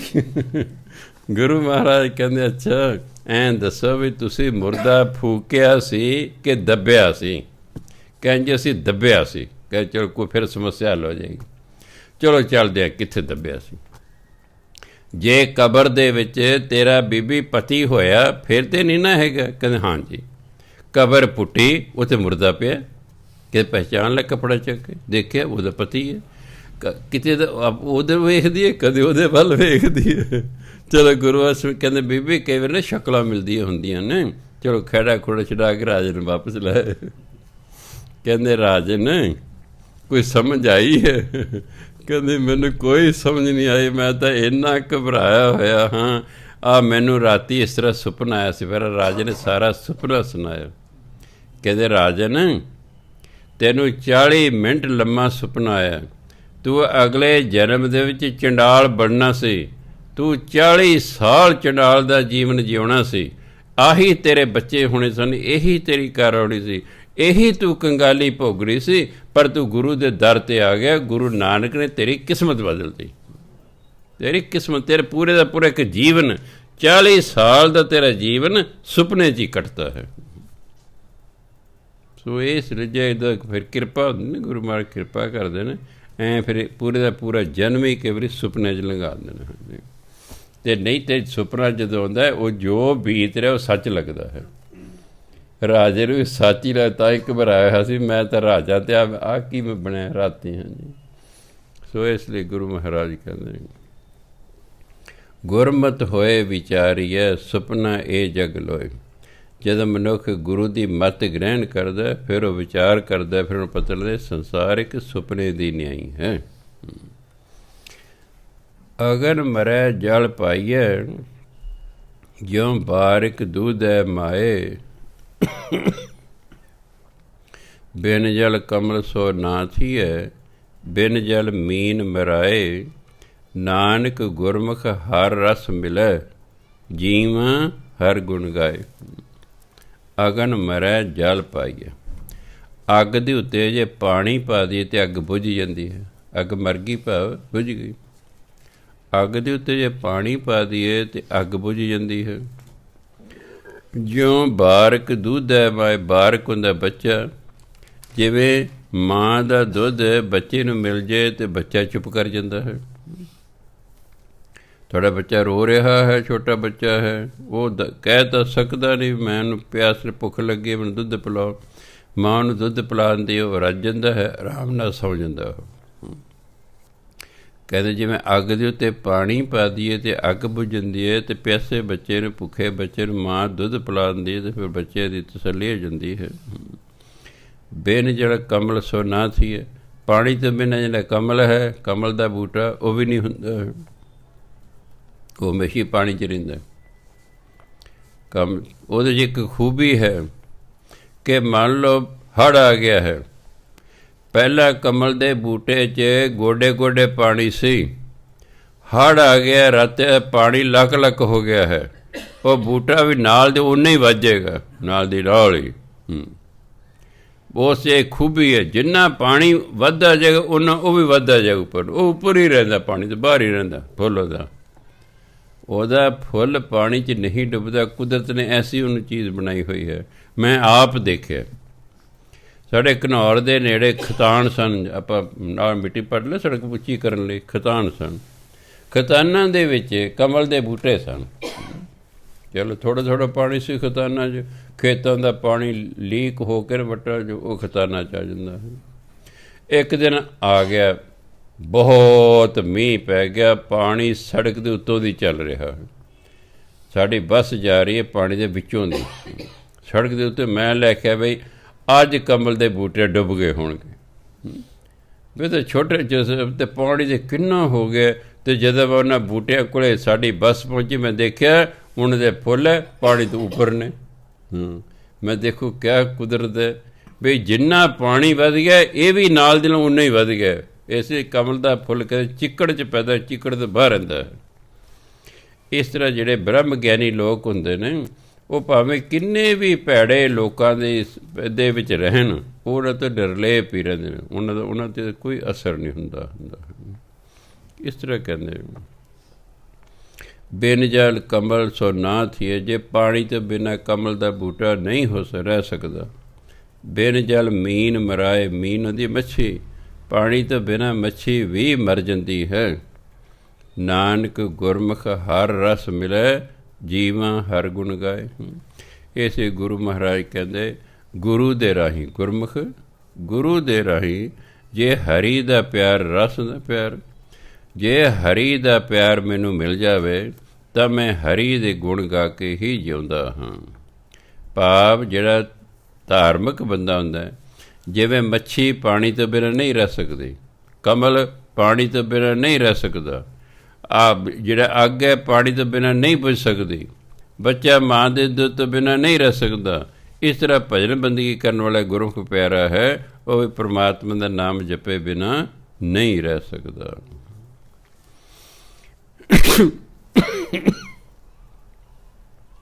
ਸ਼੍ਰੀ ਰਾਗ ਮਹਿਲਾ ਪਹਿਲਾ। ਡੂੰਗਰ ਦੇਖ ਡਰਾਵਨੋਂ, ਪਈ ਅੜੈ ਡਰੀਆਸ, ਊਂਚੋ, ਇਹਨੂੰ ਉੱਚੋ ਨਹੀਂ ਪੜ੍ਹਨਾ। ਕਈ ਵਾਰੀ ਮੈਂ ਦੱਸਿਆ ਵੀ ਉੱਚਾ ਸ਼ਬਦ ਜਿਹੜਾ ਹੈ ਇਹ ਪੰਜਾਬੀ ਦਾ ਹੁੰਦਾ ਅਤੇ ਉਹ ਊੜੇ ਨੂੰ ਔਂਕੜ ਹੁੰਦਾ। ਜਦੋਂ ਊੜੇ ਨੂੰ ਦਲੈਂਕਾ ਲੱਗ ਜਾਣ ਫਿਰ ਇਹ ਹਿੰਦੀ ਦਾ ਸ਼ਬਦ ਹੋ ਜਾਂਦਾ, ਅਤੇ ਹਿੰਦੀ 'ਚ ਊਂਚਾ ਲਿਖਿਆ, ਬਿੰਦੀ ਲਾ ਕੇ ਲਿਖਿਆ ਜਾਂਦਾ ਹੈ। ਊਂਚੋ, ਊਂਚੋ ਪਰਬਤ ਗਾ ਖੜੋ, ਨਾ ਪੌੜੀ ਤਿਤ ਤਾਸ, ਗੁਰਮੁਖ ਅੰਤਰ ਜਾਣਿਆ, ਗੁਰ ਮੇਲੀ ਤਰੀਆਸ। ਡੂੰਗਰ ਪਹਾੜੀ ਨੂੰ ਕਹਿੰਦੇ, ਪਹਾੜ। ਪੇਕੇ ਘਰ, ਪੇਈੜਾ ਪੇਕੇ ਘਰ ਦੇ ਵਿੱਚ ਕਹਿੰਦੇ ਪਹਾੜੀ ਨੂੰ ਵੇਖ ਕੇ ਜੀਵ ਇਸਤਰੀ ਪੇਕੇ ਘਰ 'ਚ ਡਰ ਰਹੀ ਹੈ ਵੀ ਉਹ ਸਹੁਰੇ ਘਰ ਜਾਣਾ, ਇਹ ਪਹਾੜੀ 'ਤੇ ਚੜ੍ਹਨਾ ਪਵੇਗਾ। ਨਾ ਕੋਈ ਪੌੜੀ ਹੈ ਚੜ੍ਹਨ ਨੂੰ, ਨਾ ਕੋਈ ਹੋਰ ਕੋਈ ਸਾਧਨ ਹੈ, ਇਸ ਪਹਾੜੀ 'ਤੇ ਚੜ੍ਹਨਾ ਪੈਣਾ, ਇਹ ਤਾਂ ਬੜਾ ਔਖਾ ਹੈ। ਭਜਨ ਬੰਦਗੀ ਕਰਨੀ ਹੈ ਅਤੇ ਭਜਨ ਬੰਦਗੀ ਕਰਨੀ ਔਖੀ ਲੱਗਦੀ ਹੈ। ਭਜਨ ਬੰਦਗੀ ਕਰਨਾ ਐਂ ਹੀ ਹੈ ਜਿਵੇਂ ਪਹਾੜੀ 'ਤੇ ਚੜ੍ਹਨਾ, ਜਿਵੇਂ ਪਹਾੜੀ 'ਤੇ ਚੜ੍ਹਨਾ ਵੀ ਜਿਵੇਂ ਹੇਮਕੁੰਡ ਸਾਹਿਬ ਦੀ ਪਹਾੜੀ 'ਤੇ ਚੜ੍ਹਨਾ, ਥੱਕ ਜਾਂਦਾ ਬੰਦਾ ਰਾਹ 'ਚ ਹੀ, ਕਈ ਵਾਰ ਬਹਿ ਕੇ ਫਿਰ ਪਹੁੰਚਦਾ ਉੱਥੇ। ਜਿਹੜਾ ਕੋਈ ਨੌਜਵਾਨ ਬੱਚਾ ਤਬਕਾ ਹੁੰਦਾ ਉਹ ਤਾਂ ਛੇਤੀ, ਬਾਕੀ ਜਿਹੜੀ ਵੱਡੀ ਉਮਰ ਹੁੰਦੀ ਉਹ ਫਿਰ ਉਹਨਾਂ ਰਾਹ 'ਚ ਉਹਨਾਂ ਨੂੰ ਸਾਹ ਲੈਣਾ ਪੈਂਦਾ ਵੀ ਪਹਾੜੀ ਰਾਹ ਹੈ। ਇਸ ਤਰ੍ਹਾਂ ਪਰਮਾਤਮਾ ਦੀ ਪ੍ਰਾਪਤੀ ਵੀ ਪਹਾੜੀ 'ਤੇ ਚੜ੍ਹਨ ਦੀ ਤਰ੍ਹਾਂ ਹੈ। ਜਿਵੇਂ ਪਹਾੜੀ 'ਤੇ ਚੜ੍ਹਨਾ ਔਖਾ ਹੈ, ਇਸ ਤਰ੍ਹਾਂ ਭਜਨ ਬੰਦਗੀ ਕਰਨੀ ਵੀ ਔਖੀ ਹੈ। ਅਤੇ ਚੜ੍ਹਨਾ ਤਾਂ ਅਸੀਂ ਪਹਾੜੀ 'ਤੇ ਤਾਂ ਹੀ ਮੰਜ਼ਿਲ 'ਤੇ ਪਹੁੰਚਾਂਗੇ। ਪਰਮਾਤਮਾ ਦੀ ਪ੍ਰਾਪਤੀ ਕਰਨੀ ਹੈ, ਐਂ ਸਮਝੋ ਪਰਮਾਤਮਾ ਪਹਾੜੀ 'ਤੇ ਬੈਠਾ ਅਤੇ ਉੱਥੇ ਚੜ੍ਹ ਕੇ ਉਹਦੇ ਤੱਕ ਜਾਣਾ ਹੈ। ਅਤੇ ਸਾਧਨ ਕੀ ਹੈ? ਭਜਨ ਬੰਦਗੀ ਹੈ। ਹੋਰ ਕੋਈ ਪੌੜੀ ਤਾਂ ਹੈ ਨਹੀਂ ਲੱਗੀ ਹੋਈ ਵੀ ਅਸੀਂ ਉਹਦੇ ਰਾਹੀਂ ਚੜ੍ਹ ਜਾਵਾਂਗੇ, ਜਾਂ ਕੋਈ ਹਵਾਈ ਜਹਾਜ਼ ਨਹੀਂ ਉੱਤੇ ਚੜ੍ਹ ਜਾਣਾ। ਸਾਧਨ ਭਜਨ ਬੰਦਗੀ ਹੈ। ਅਤੇ ਭਜਨ ਬੰਦਗੀ ਬੰਦੇ ਤੋਂ ਹੁੰਦੇ ਨਹੀਂ, ਇਸ ਲਈ ਕਹਿੰਦੇ ਪੇਕੇ ਘਰ, ਜਿਹੜਾ ਸਾਡਾ ਜੀਵਨ ਹੈ ਇਹ ਪੇਕਾ ਘਰ ਹੈ। ਪਰਮਾਤਮਾ ਦੇ ਕੋਲ ਜਾਣਾ ਉਹ ਸਾਡਾ ਸਹੁਰਾ ਘਰ ਹੈ। ਅਤੇ ਕੁੜੀ ਨੂੰ ਕੀ ਕਹਿੰਦੇ ਨੇ ਵੀ ਤੇਰਾ ਜਿਹੜਾ ਪੇਕਾ ਘਰ ਹੈ ਇਹ ਅਸਲ ਘਰ ਨਹੀਂ ਹੈ, ਤੇਰਾ ਅਸਲ ਘਰ ਸਹੁਰਾ ਘਰ ਹੈ। ਛੋਟੀ ਉਮਰ ਤੋਂ ਹੀ ਮਾਂ ਪਿਓ ਉਹਦੇ ਦਿਮਾਗ 'ਚ ਗੱਲ ਬਿਠਾ ਦਿੰਦੇ ਨੇ ਤਾਂ ਜੋ ਉਸ ਗੱਲ ਲਈ ਉਹ ਤਿਆਰ ਹੋ ਜਾਏ। ਹੁਣ ਇਹ ਕਹਿੰਦੇ ਭਾਈ ਇਹ ਤਾਂ ਤੁਸੀਂ ਸਾਡੇ ਕੋਲ ਥੋੜ੍ਹੇ ਜਿਹੇ ਸਾਲ ਰਹਿਣਾ। ਪਹਿਲਾਂ ਤਾਂ 12-13 ਸਾਲ ਉਨੀ ਉਮਰ 'ਚ ਵਿਆਹ ਹੋ ਜਾਂਦਾ ਸੀ। ਆਹ ਗੁਰੂਆਂ ਦੇ ਵਿਆਹ 8 ਸਾਲ 'ਚ ਹੀ ਹੋ ਗਏ ਸਨ, ਕਿਤੇ 8 ਸਾਲ 'ਚ ਹੋ ਗਿਆ, ਕਿਤੇ 9 ਸਾਲ 'ਚ ਹੋ ਗਿਆ, ਛੇਤੀ ਵਿਆਹ ਜਾਂਦੇ ਸਨ। ਅਤੇ ਲੜਕੀ ਨੂੰ ਕਹਿੰਦੇ ਸੀ ਭਾਈ ਹਾਂ ਆਪਣੀ ਤਿਆਰੀ ਕਰ ਲੈ, ਤੂੰ ਸਹੁਰੇ ਘਰ ਜਾਣਾ ਹੈ ਅਤੇ ਇਹ ਤੇਰਾ ਅਸਲੀ ਘਰ ਨਹੀਂ ਹੈ, ਪੇਕੇ ਘਰ ਤੂੰ ਥੋੜ੍ਹੇ ਸਾਲ ਰਹਿਣਾ ਹੈ, ਫਿਰ ਤੂੰ ਆਪਣੇ ਪਤੀ ਦੇ ਕੋਲ ਰਹਿਣਾ, ਤਾਂ ਜੇ ਮਾਨਸਿਕ ਤੌਰ 'ਤੇ ਤਿਆਰ ਹੋ ਜਾਵੇ। ਅਸੀਂ ਹੁਣ ਲੜਕੀ ਨੂੰ ਮਾਨਸਿਕ ਤੌਰ 'ਤੇ ਤਿਆਰ ਨਹੀਂ ਕਰਦੇ, ਇਸ ਲਈ ਸਹੁਰੇ ਘਰ ਜਾ ਕੇ ਵੀ ਉਹ ਮਗਰ ਦੀ ਝਾਕ ਰੱਖਦੀ ਹੈ। ਉਹਦਾ ਜਿਹੜਾ ਹੈ ਮੋਹ ਪੇਕੇ ਘਰ ਨਾਲੋਂ ਟੁੱਟਦਾ ਨਹੀਂ ਹੈ, ਕਿਉਂਕਿ ਅਸੀਂ ਜਿਉਂਦੇ ਜੀ ਤੋੜਿਆ ਨਹੀਂ ਹੈ। ਉਸ ਨੂੰ ਜਿਉਂਦੇ ਜੀ ਹੀ ਤੋੜ ਦੇਣਾ ਚਾਹੀਦਾ ਮੋਹ, ਤਾਂ ਜੋ ਉਹ ਅਗਲੇ ਘਰ ਚੱਜ ਨਾਲ ਵਸ ਸਕੇ। ਠੀਕ ਹੈ, ਇੱਕ ਬੂਟਾ ਹੈ, ਉਹਨੂੰ ਆਪਾਂ ਪੁੱਟ ਕੇ ਦੂਜੀ ਥਾਂ 'ਤੇ ਲਾਉਂਦੇ ਹਾਂ। ਉਹ ਕੁਝ ਸਮੇਂ ਲਈ ਜ਼ਰੂਰ ਮੁਰਝਾ ਜਾਂਦਾ ਹੈ, ਪਰ 1 ਜਾਂ 2 ਦਿਨਾਂ ਬਾਅਦ ਉਹ ਫਿਰ ਉੱਥੋਂ ਦੀ ਜੜ੍ਹਾਂ ਲੱਗਦੀਆਂ ਅਤੇ ਬੂਟਾ ਹਰਾ ਭਰਾ ਹੁੰਦਾ। ਜਿਨ੍ਹਾਂ ਕਦੇ ਬੂਟਾ ਇੱਕ ਥਾਂ 'ਤੇ ਪੁੱਟ ਕੇ ਦੂਜੀ ਥਾਂ 'ਤੇ ਲਾਇਆ ਹੈ, ਉਹਨੂੰ ਇਸ ਗੱਲ ਦਾ ਤਜਰਬਾ ਜਾਂ ਲਾਉਂਦਿਆਂ ਵੇਖਿਆ। ਤੁਸੀਂ ਇੱਕ ਬੂਟਾ ਪੁੱਟ ਕੇ ਦੂਜੀ ਥਾਂ 'ਤੇ ਲਾਉਣੇ ਹੋ, ਉਹ ਇੱਕ ਵਾਰੀ ਕਮਲਾ ਜਾਏਗਾ। ਆਪਾਂ ਪਾਣੀ ਪੂਣੀ ਪਾਇਆ ਉੱਥੇ, ਅਤੇ ਠੀਕ ਹੈ, ਕੁਝ ਘੰਟੇ ਜਾਂ 1 ਅੱਧੇ ਦਿਨ ਦੇ ਬਾਅਦ ਫਿਰ ਉਸੇ ਤਰ੍ਹਾਂ ਪਹਿਲੇ ਵਰਗਾ ਹੋ ਜਾਂਦਾ ਹੈ। ਇਸੇ ਤਰ੍ਹਾਂ ਇਹ ਲੜਕੀ ਜਿਹੜੀ ਹੈ, ਜਦੋਂ ਨਵੇਂ ਘਰ 'ਚ ਜਾਂਦੀ ਹੈ, ਐਂ ਸਮਝੋ ਉਹਨੂੰ ਪੇਕਿਆਂ ਦੀ ਤੋਂ ਜੜ੍ਹਾਂ ਪੁੱਟ ਕੇ ਅਗਲੇ ਘਰ 'ਚ ਲਾਉਣੀਆਂ ਨੇ, ਇਸ ਲਈ ਕੁਝ ਸਮਾਂ ਲੱਗਦਾ ਹੈ। ਬੱਚੀ ਨੂੰ ਵੀ ਇਹ ਗੱਲ ਸਮਝਾਉਣੀ ਵੀ ਮੈਂ ਕੁਝ ਸਮਾਂ ਉੱਥੇ ਤੇਰਾ ਜੀ ਨਹੀਂ ਲੱਗਣਾ, ਹੌਲੀ ਹੌਲੀ ਫਿਰ ਸਾਰਾ ਕੁਝ ਹੋ ਜਾਵੇਗਾ। ਅਤੇ ਬਾਣੀ ਵੀ ਦੱਸਦੀ ਹੈ ਵੀ ਜਿਹੜਾ ਸਹੁਰੇ ਘਰ ਐਂ ਜੇ ਪਹਾੜੀ 'ਤੇ ਚੜ੍ਹਦਾ, ਉਹ ਖਿਆਲ ਕਰਕੇ ਡਰ ਰਹੀ ਹੈ ਪੇਕੇ ਘਰ 'ਚ ਹੀ ਵੀ ਇਹ ਪਰਮਾਤਮਾ ਤੱਕ ਜਾਣਾ ਪੈਣਾ, ਇਹ ਤਾਂ ਬੜਾ ਔਖਾ ਕੰਮ ਹੈ।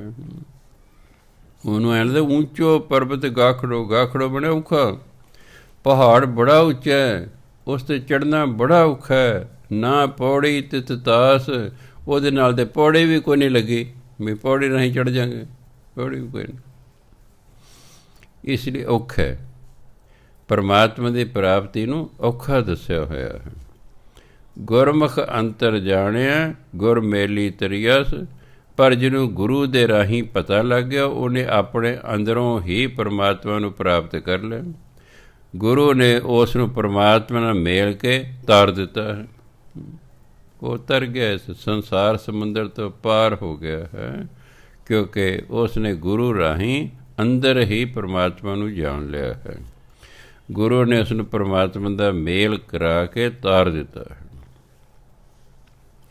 ਭਾਈ ਰੇ ਭਵਜਲ ਬਿਖਮ ਡਰਾਓ, ਇਹ ਬਿੰਦੀ ਵੈਸੀ ਲੱਗ ਗਈ ਹੈ। ਕਈ ਵਾਰੀ ਮਿਸ ਪ੍ਰਿੰਟ ਹੋ ਜਾਂਦੀ ਕੋਈ ਨਾ ਕੋਈ ਚੀਜ਼ ਹੈ। ਡਰਾਉ ਨਹੀਂ ਪੜ੍ਹਨਾ, ਇਹ ਡਰਾਓ ਹੈ। ਡਰਾਉਣ ਤਾਂ ਹੁੰਦਾ ਡਰਨਾ, ਜਿਵੇਂ ਕਿਸ ਤਰ੍ਹਾਂ ਹੈ। ਡਰਾਓ ਦਾ ਮਤਲਬ ਡਰਾਉਣਾ, ਭਿਆਨਕ, ਜਿਹਨੂੰ ਵੇਖ ਕੇ ਡਰ ਲੱਗੇ। ਭਾਈ ਰੇ ਭਵਜਲ ਬਿਖਮ ਡਰਾਓ, ਪੂਰਾ ਸਤਿਗੁਰ ਰਸ ਮਿਲੇ ਗੁਰ ਤਾਰੇ ਹਰਿ ਨਾਉ। ਇਹ ਭਾਈ, ਇਹ ਜਿਹੜਾ ਭਵਜਲ ਹੈ, ਭਵ ਸਾਗਰ ਹੈ, ਭਾਵ ਸੰਸਾਰ ਸਮੁੰਦਰ। ਸੰਸਾਰ ਨੂੰ ਸੰਸਾਰ ਸਮੁੰਦਰ ਜਾਂ ਭਵਜਲ ਕਿਹਾ ਗਿਆ ਹੈ। ਭਵ ਜਲ ਹੁੰਦਾ ਬਹੁਤ ਪਾਣੀ, ਜਿਵੇਂ ਇੱਕ ਸਮੁੰਦਰ ਹੁੰਦਾ, ਇੱਕ ਸਾਗਰ ਹੁੰਦਾ।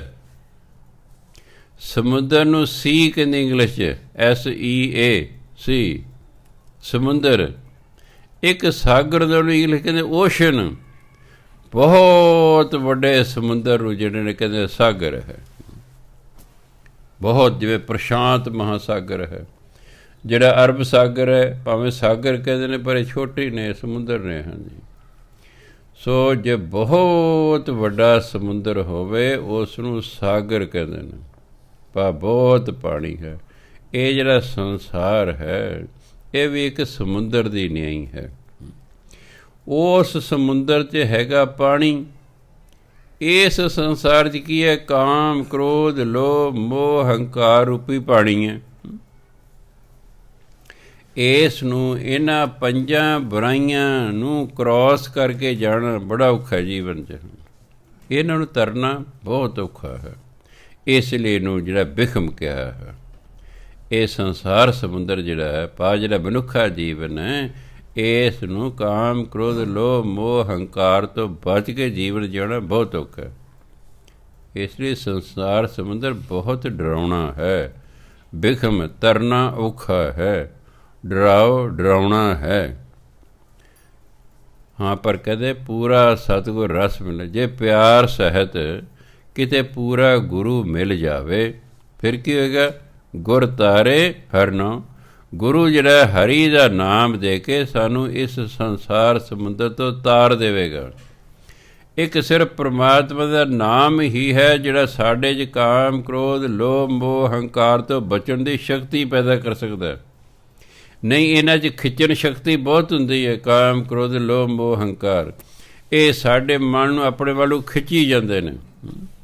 ਪਰਮਾਤਮਾ ਦਾ ਨਾਮ ਜਿਹੜਾ ਹੈ ਉਹ ਸਾਨੂੰ ਇਹਦੇ ਵਿੱਚੋਂ ਕੱਢਦਾ ਹੈ, ਜੀ ਕੱਢਦਾ। ਹੁਣ ਜਦੋਂ ਹਵਾਈ ਜਹਾਜ਼ ਦੀ ਕਾਢ ਨਿਕਲੀ, ਜਿਹੜਾ ਸੀ ਕੈਪਟਨ ਕੁੱਕ, ਉਹਦੀ ਇੱਛਾ ਹੋਈ ਵੀ ਮੈਂ ਇਸ ਧਰਤੀ ਤੋਂ ਪਰਾਂ ਕੀ ਹੈ ਦੇਖਾਂ। ਉਹ ਜਹਾਜ਼ ਇੱਕੋ ਪਾਸੇ ਨੂੰ ਉਡਾਈ ਗਿਆ। ਕਈ ਘੰਟਿਆਂ ਬਾਅਦ ਹੇਠਾਂ ਕੰਟੈਕਟ ਕੀਤਾ, ਕਹਿੰਦੇ ਤੂੰ ਜਿੱਥੋਂ ਚੱਲਿਆ ਸੀ ਉੱਥੇ ਪਹੁੰਚ ਗਿਆ। ਇੱਕ ਤਾਂ ਉਹਨੇ ਕਿਹਾ ਧਰਤੀ ਗੋਲ ਹੈ, ਜੇ ਧਰਤੀ ਚਪਟੀ ਹੁੰਦੀ ਮੈਂ ਜ਼ਰੂਰ ਪਰਾਂ ਜਾ। ਦੂਜਾ ਨੇ ਕਿਹਾ ਵਾਕਈ ਧਰਤੀ 'ਚ ਖਿੱਚਣ ਸ਼ਕਤੀ ਹੈ, ਮੇਰਾ ਜਹਾਜ਼ ਧਰਤੀ ਦੇ ਪਰਾਂ ਜਾ ਹੀ ਨਹੀਂ ਸਕੇ। ਤਾਂ ਇਹ ਰਾਕਟਾਂ ਦੀ ਕਾਢ ਨਿਕਲੀ। ਧਰਤੀ 'ਚ ਖਿੱਚਣ ਸ਼ਕਤੀ ਹੈ, ਧਰਤੀ ਆਪਣੇ ਵੱਲ ਨੂੰ ਹਰ ਚੀਜ਼ ਖਿੱਚਦੀ। ਆਪ ਜੀ ਇਹਨਾਂ ਤੋਂ ਪੜ੍ਹੇ ਹੋਏ ਸਾਰੇ। ਨਿਊਟਨ ਬੈਠਾ ਸਾਇੰਸਦਾਨ ਹੈ, ਉਹਨੂੰ ਵਿਚਾਰਾ ਹਿਸਾਬ ਨਹੀਂ ਸੀ ਆਉਂਦਾ, ਸਕੂਲੋਂ ਭੱਜਿਆ ਕਰਦਾ ਸੀ। ਆ ਕੇ ਦਰਖਤ ਹੇਠਾਂ ਬਹਿ ਗਿਆ। ਦਰਖਤ ਹੇਠਾਂ ਬੈਠਾ, ਉੱਤੋਂ ਅੰਬ ਡਿੱਗਿਆ। ਸੋਚਣ ਲੱਗੇ ਅੰਬ ਉੱਪਰ ਨੂੰ ਕਿਉਂ ਨਹੀਂ ਗਿਆ, ਹੇਠਾਂ ਨੂੰ ਕਿਉਂ ਡਿੱਗਿਆ। ਦੇਖੋ ਸੋਚ ਰਿਹਾ ਬੱਚਾ ਵੀ ਅੰਬ ਉੱਪਰ ਨੂੰ ਕਿਉਂ ਨਹੀਂ ਗਿਆ, ਹੇਠਾਂ ਨੂੰ ਕਿਉਂ ਡਿੱਗਿਆ। ਅਤੇ ਉਹ ਸਾਇੰਸ ਹੋਰ ਸਮਾਂ ਪਾ ਕੇ ਸਾਇੰਸਦਾਨ ਬਣ ਗਿਆ। ਅਤੇ ਨਿਊਟਨ ਦੇ 3 ਲਾਅ ਸੰਸਾਰ 'ਚ ਪ੍ਰਸਿੱਧ ਹੋ ਗਏ। ਪਹਿਲਾ ਲਾਅ ਉਹਦਾ ਸੀ ਕਿ ਧਰਤੀ 'ਚ ਖਿੱਚਣ ਸ਼ਕਤੀ ਹੈ। ਧਰਤੀ ਹਰ ਇੱਕ ਚੀਜ਼ ਨੂੰ ਆਪਣੇ ਵੱਲ ਨੂੰ ਹੇਠਾਂ ਨੂੰ ਖਿੱਚਦੀ ਹੈ। ਕੋਈ ਚੀਜ਼ ਉੱਪਰ ਸੁੱਟੋ ਹੇਠਾਂ ਆ ਜਾਏਗੀ, ਕੋਈ ਤਾਂ ਹੇਠਾਂ ਨੂੰ ਆਉਂਦੀ ਹੈ। ਸਾਇੰਸਦਾਨ ਉਹ ਲੋਕ ਬਣਦੇ ਨੇ ਜਿਹਨੇ ਸੋਚਦੇ ਐਸੇ ਕਿਉਂ ਹੋਇਆ। ਆਹ ਜਿਹੜੇ ਬੱਚੇ ਮਕੈਨਿਕ ਬਣਦੇ ਨੇ ਇਹ ਪੰਗੇ ਲੈਂਦੇ ਰਹਿੰਦੇ ਨੇ ਮਸ਼ੀਨ ਨਾਲ। ਮੰਨ ਲਓ ਮੈਂ ਇਹਨਾਂ ਨੂੰ ਡਰਪੋਕ ਆ ਕਿ ਮੈਂ ਇਹਨੂੰ ਜਿਹੜੇ ਬਟਨ ਨੇ ਇਹਨਾਂ ਨੂੰ ਕਦੇ ਹੱਥ ਲਾ ਕੇ ਨਹੀਂ ਵੇਖਦਾ, ਕਿਤੇ ਮੈਨੂੰ ਕਰੰਟ ਨਾ ਲੱਗ ਜਾਏ। ਮੈਂ ਕਦੇ ਜਿਹੜਾ ਬਿਜਲੀ ਦਾ ਮਕੈਨਿਕ ਨਹੀਂ ਬਣ ਸਕਦਾ। ਜਿਹੜੇ ਜਵਾਕ ਜੇ ਪੰਗੇ ਨੇ ਖੋਲ੍ਹਤਾ, ਆਹ ਕਰਤਾ ਉਹ ਕਰਤਾ, ਕਈ ਸਾਈਕਲ ਖੋਲ੍ਹ ਲਿਆ ਫਿਰ ਜੋੜ ਲਿਆ, ਹੌਲੀ ਹੌਲੀ ਮਕੈਨਿਕ ਹੋ ਜਾਂਦੇ ਨੇ। ਮਕੈਨਿਕ ਹੋ ਜਾਂਦੇ। ਸਰ ਨਿਊਟਨ ਨੂੰ ਖਿਆਲ ਹੈ ਵੀ ਇਹ ਅੰਬ ਉੱਪਰ ਨੂੰ ਕਿਉਂ ਨਹੀਂ ਗਿਆ, ਹੇਠਾਂ ਕਿਉਂ ਆਇਆ। ਬਹੁਤ ਵੱਡਾ ਹੋ ਕੇ ਖੋਜ ਕਰਦਾ ਸਿੱਧ ਕਰਤਾ, ਜਿਹਨੂੰ ਸਾਰੀ ਦੁਨੀਆ ਬਾਅਦ 'ਚ ਮੰਨ ਗਈ। ਹਾਂ ਠੀਕ ਹੈ। ਸੋ ਇਸੇ ਤਰ੍ਹਾਂ ਹੀ ਇਹ ਜਿਹੜੇ ਕਾਮ, ਕ੍ਰੋਧ, ਲੋਭ, ਮੋਹ, ਹੰਕਾਰ ਨੇ ਨਾ, ਇਹ ਸਾਡੇ ਆਤਮਾ ਨੇ ਜਾਣਾ ਸੀ ਪਰਮਾਤਮਾ ਨੂੰ ਮਿਲਣ ਉੱਪਰ, ਇਹ ਇਹਨੂੰ ਹੇਠਾਂ ਖਿੱਚੀ ਜਾਂਦੇ ਨੇ। ਅਜੇ ਸਾਡਾ ਸਿਮਰਨ ਘੱਟ ਹੈ। ਸਿਮਰਨ ਘੱਟ ਹੋਣ ਕਰਕੇ ਸਾਡਾ ਮਨ ਅਜੇ ਮਜ਼ਬੂਤ ਨਹੀਂ ਹੋਇਆ, ਮਨ ਡੋਲ ਜਾਂਦਾ। ਜਦੋਂ ਸਿਮਰਨ ਬਹੁਤ ਜ਼ਿਆਦਾ ਵੱਧ ਜਾਵੇਗਾ ਫਿਰ ਮਨ ਦੀ ਸ਼ਕਤੀ ਜਿਹੜੀ ਹੈ ਇਹ ਕਾਮ, ਕ੍ਰੋਧ, ਲੋਭ, ਮੋਹ, ਹੰਕਾਰ ਤੋਂ ਵੱਧ ਜਾਏਗੀ। ਫਿਰ ਇਹ ਮਨ ਨੂੰ ਆਪਣੇ ਵੱਲ ਨੂੰ ਨਹੀਂ ਖਿੱਚ ਸਕਣਗੇ ਅਤੇ ਸਾਡਾ ਮਨ ਅਡੋਲ ਰਹੇਗਾ। ਇਹ ਸਭ ਕੁਛ ਹੋਣ ਦੇ ਬਾਵਜੂਦ ਡੋਲੇਗਾ ਨਹੀਂ ਹੈਗਾ। ਅਸੀਂ ਕਿਉਂ ਡੋਲਦੇ ਹਾਂ, ਉਹਦਾ ਆਹੀ ਕਾਰਨ ਹੈ ਕਿ ਸਾਡਾ ਮਨ ਅਜੇ ਕਮਜ਼ੋਰ ਹੈ। ਜਿੰਨੀ ਭਜਨ ਬੰਦਗੀ ਸਾਨੂੰ ਚਾਹੀਦੀ ਸੀ ਉਨੀ ਨਹੀਂ ਹੈ। ਉਹ ਜਿਹੜਾ ਕਿ ਮੈਂ ਬੜਾ ਇਮਾਨਦਾਰ ਹਾਂ ਜੀ, ਉਹਨੂੰ ਚੈੱਕ ਕਰਨਾ ਹੋਵੇ 2-2 ਹਜ਼ਾਰ ਦੇ ਨੋਟ ਸੁੱਟੀ ਜੋ ਉਹਦੇ ਅੱਗੇ, ਲੱਖ, 10 ਲੱਖ, ਕਰੋੜ, ਅਗਰ ਉਹ ਵੇਖਣ ਲੱਗ ਗਏ ਨਾ ਬਸ ਇਹ ਮਨ ਡੋਲ ਗਿਆ। ਬਸ ਥੋੜ੍ਹੇ ਹੋਰ ਸੁੱਟੋ ਅਤੇ ਕਹਿ ਕੇ ਬੋਲੋ ਜੀ ਕੀ ਹੈ ਚਾਹੀਦਾ, ਇਹ ਡੋਲਦਾ। ਕਿਉਂਕਿ ਅਜੇ ਸਾਡੀ ਉਹਦੀ ਭਜਨ ਬੰਦਗੀ ਹੀ ਨਹੀਂ ਹੈ। ਜਿਨ੍ਹਾਂ ਦੀ ਫਿਰ ਭਜਨ ਬੰਦਗੀ ਬਹੁਤ ਹੁੰਦੀ ਹੈ ਉਹਨਾਂ ਦਾ ਮਨ ਡੋਲਦਾ ਹੀ ਨਹੀਂ। ਉਹ ਅਸਲ ਫਿਰ ਇਹ ਸੰਸਾਰ ਸਮੁੰਦਰ ਨੂੰ ਤਰਦੇ ਨੇ। ਨਾ ਕਾਮ ਦਾ, ਨਾ ਕ੍ਰੋਧ ਦਾ, ਨਾ ਲੋਭ ਦਾ, ਨਾ ਮੋਹ ਦਾ, ਨਾ ਹੰਕਾਰ ਦਾ। ਇਹਨਾਂ ਦੇ ਅਧੀਨ ਆ ਕੇ ਕੋਈ ਗਲਤ ਕੰਮ ਹੀ ਨਹੀਂ ਹੋ ਕਰਦੇ। ਇਹ ਨਹੀਂ ਕਿ ਕਾਮ, ਕ੍ਰੋਧ, ਲੋਭ, ਮੋਹ, ਹੰਕਾਰ ਮਰ ਜਾਣਗੇ, ਇਹ ਐਸਾ ਨਹੀਂ ਹੋਏਗਾ। ਇਹ ਜਿਉਂਦੇ ਰਹਿਣਗੇ। ਜੇ ਮਰ ਗਏ ਤਾਂ ਫਿਰ ਤਾਂ ਕੋਈ ਵਿਆਹ ਹੀ ਨਹੀਂ ਕਰਾ ਸਕੇਗਾ ਜੀ। ਹਾਂਜੀ, ਮੰਨ ਲਓ ਮੇਰੇ ਅੰਦਰ ਕਾਮ ਹੀ ਮਰ ਗਿਆ ਅਤੇ ਫਿਰ ਮੈਂ ਵਿਆਹ ਕਿਵੇਂ ਕਰਾਵਾਂਗਾ ਵੀ। ਬ੍ਰਹਮ ਗਿਆਨੀ ਦੇ ਅੰਦਰੋਂ ਮਰਦਾ ਕੁਛ ਨਹੀਂ ਹੈ। ਬ੍ਰਹਮ ਗਿਆਨੀ ਨੇ ਇੰਨੀ ਭਜਨ ਬੰਦਗੀ ਕੀਤੀ ਹੁੰਦੀ ਹੈ ਕਿ ਇਹਨਾਂ ਦਾ ਉਸ 'ਤੇ ਅਸਰ ਹੀ ਕੋਈ ਨਹੀਂ ਹੁੰਦਾ ਹੈ।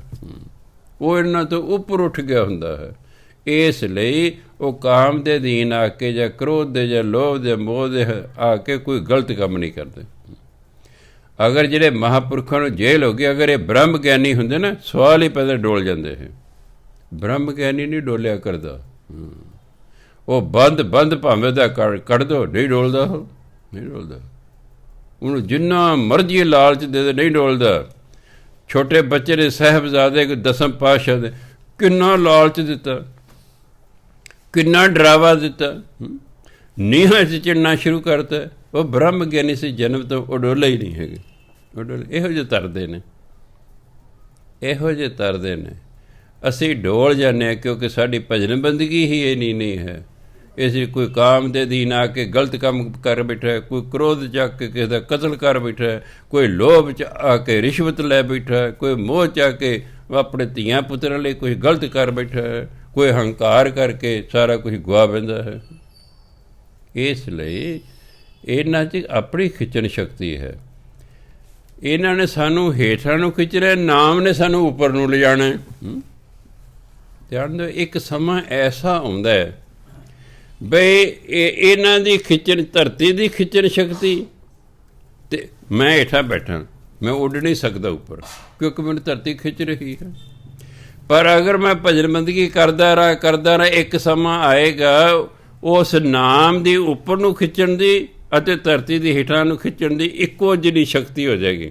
ਜਦੋਂ ਇੱਕੋ ਜਿਹੀ ਸ਼ਕਤੀ ਹੋ ਜਾਏਗੀ, ਕਦੇ ਮੈਂ ਧਰਤੀ 'ਤੇ 1 ਇੰਚ ਉੱਚਾ ਹੋ ਜਾਵਾਂਗਾ ਬੈਠਾ, ਕਦੇ ਫਿਰ ਟੱਚ ਕਰਾਂਗਾ, ਫਿਰ ਉੱਚਾ ਹੋ ਜਾਵਾਂਗਾ, ਫਿਰ ਟੱਚ ਕਰਾਂਗਾ। ਜੇ ਨਾਮ ਸ਼ਕਤੀ ਵੱਧ ਜਾਏ ਨਾ, ਮੈਂ ਉੱਪਰ ਨੂੰ ਉੱਡ ਵੀ ਸਕਦਾ, ਛੱਤ ਨਾਲ ਜਾ ਕੇ ਲੱਗ ਸਕਦਾ, ਕਿਉਂਕਿ ਨਾਮ ਮੈਨੂੰ ਉੱਪਰ ਨੂੰ ਲੈ ਗਿਆ, ਸਰੀਰ ਸਮੇਤ ਹੀ ਲੈ ਗਿਆ। ਨਾਮ 'ਚ ਇੰਨੀ ਸ਼ਕਤੀ ਹੁੰਦੀ। ਗੁਰੂ ਨਾਨਕ ਦੇਵ ਜੀ ਨਾਮ ਦੀ ਤਾਕਤ ਨੇ ਹਜ਼ਾਰਾਂ ਕਿਲੋਮੀਟਰ ਤਾਂ ਆ ਜਾਂਦੇ ਸਨ ਕਿ ਨਹੀਂ? ਆਉਂਦੇ ਸਨ ਕਿ ਨਹੀਂ? ਨਾਮ 'ਚ ਇੰਨੀ ਤਾਕਤ ਹੈ। ਨਾਮ ਨਾਲ ਹੀ, ਨਾਮ ਦੀ ਤਾਕਤ ਨਾਲ ਹੀ ਜੋਗੀ ਆਕਾਸ਼ 'ਚ ਉੱਡ ਰਹੇ ਨੇ। ਲੋਕ ਵਿਖਾਵਾ ਕਰ ਰਹੇ। ਦੇਖੋ ਸਾਡੇ ਕੋਲ ਰਿਧੀਆਂ ਸਿੱਧੀਆਂ ਨੇ, ਜਿੱਥੇ ਬਟਾਲੇ ਦੇ ਕੋਲ ਕਿਹੜਾ ਹੈਗਾ, ਅਚਲ ਬਟਾਲਾ, ਹਾਂ, ਉੱਥੇ ਪਹੁੰਚ ਗਏ ਨੇ, ਗੁਰੂ ਮਹਾਰਾਜ ਪਹੁੰਚ ਗਏ।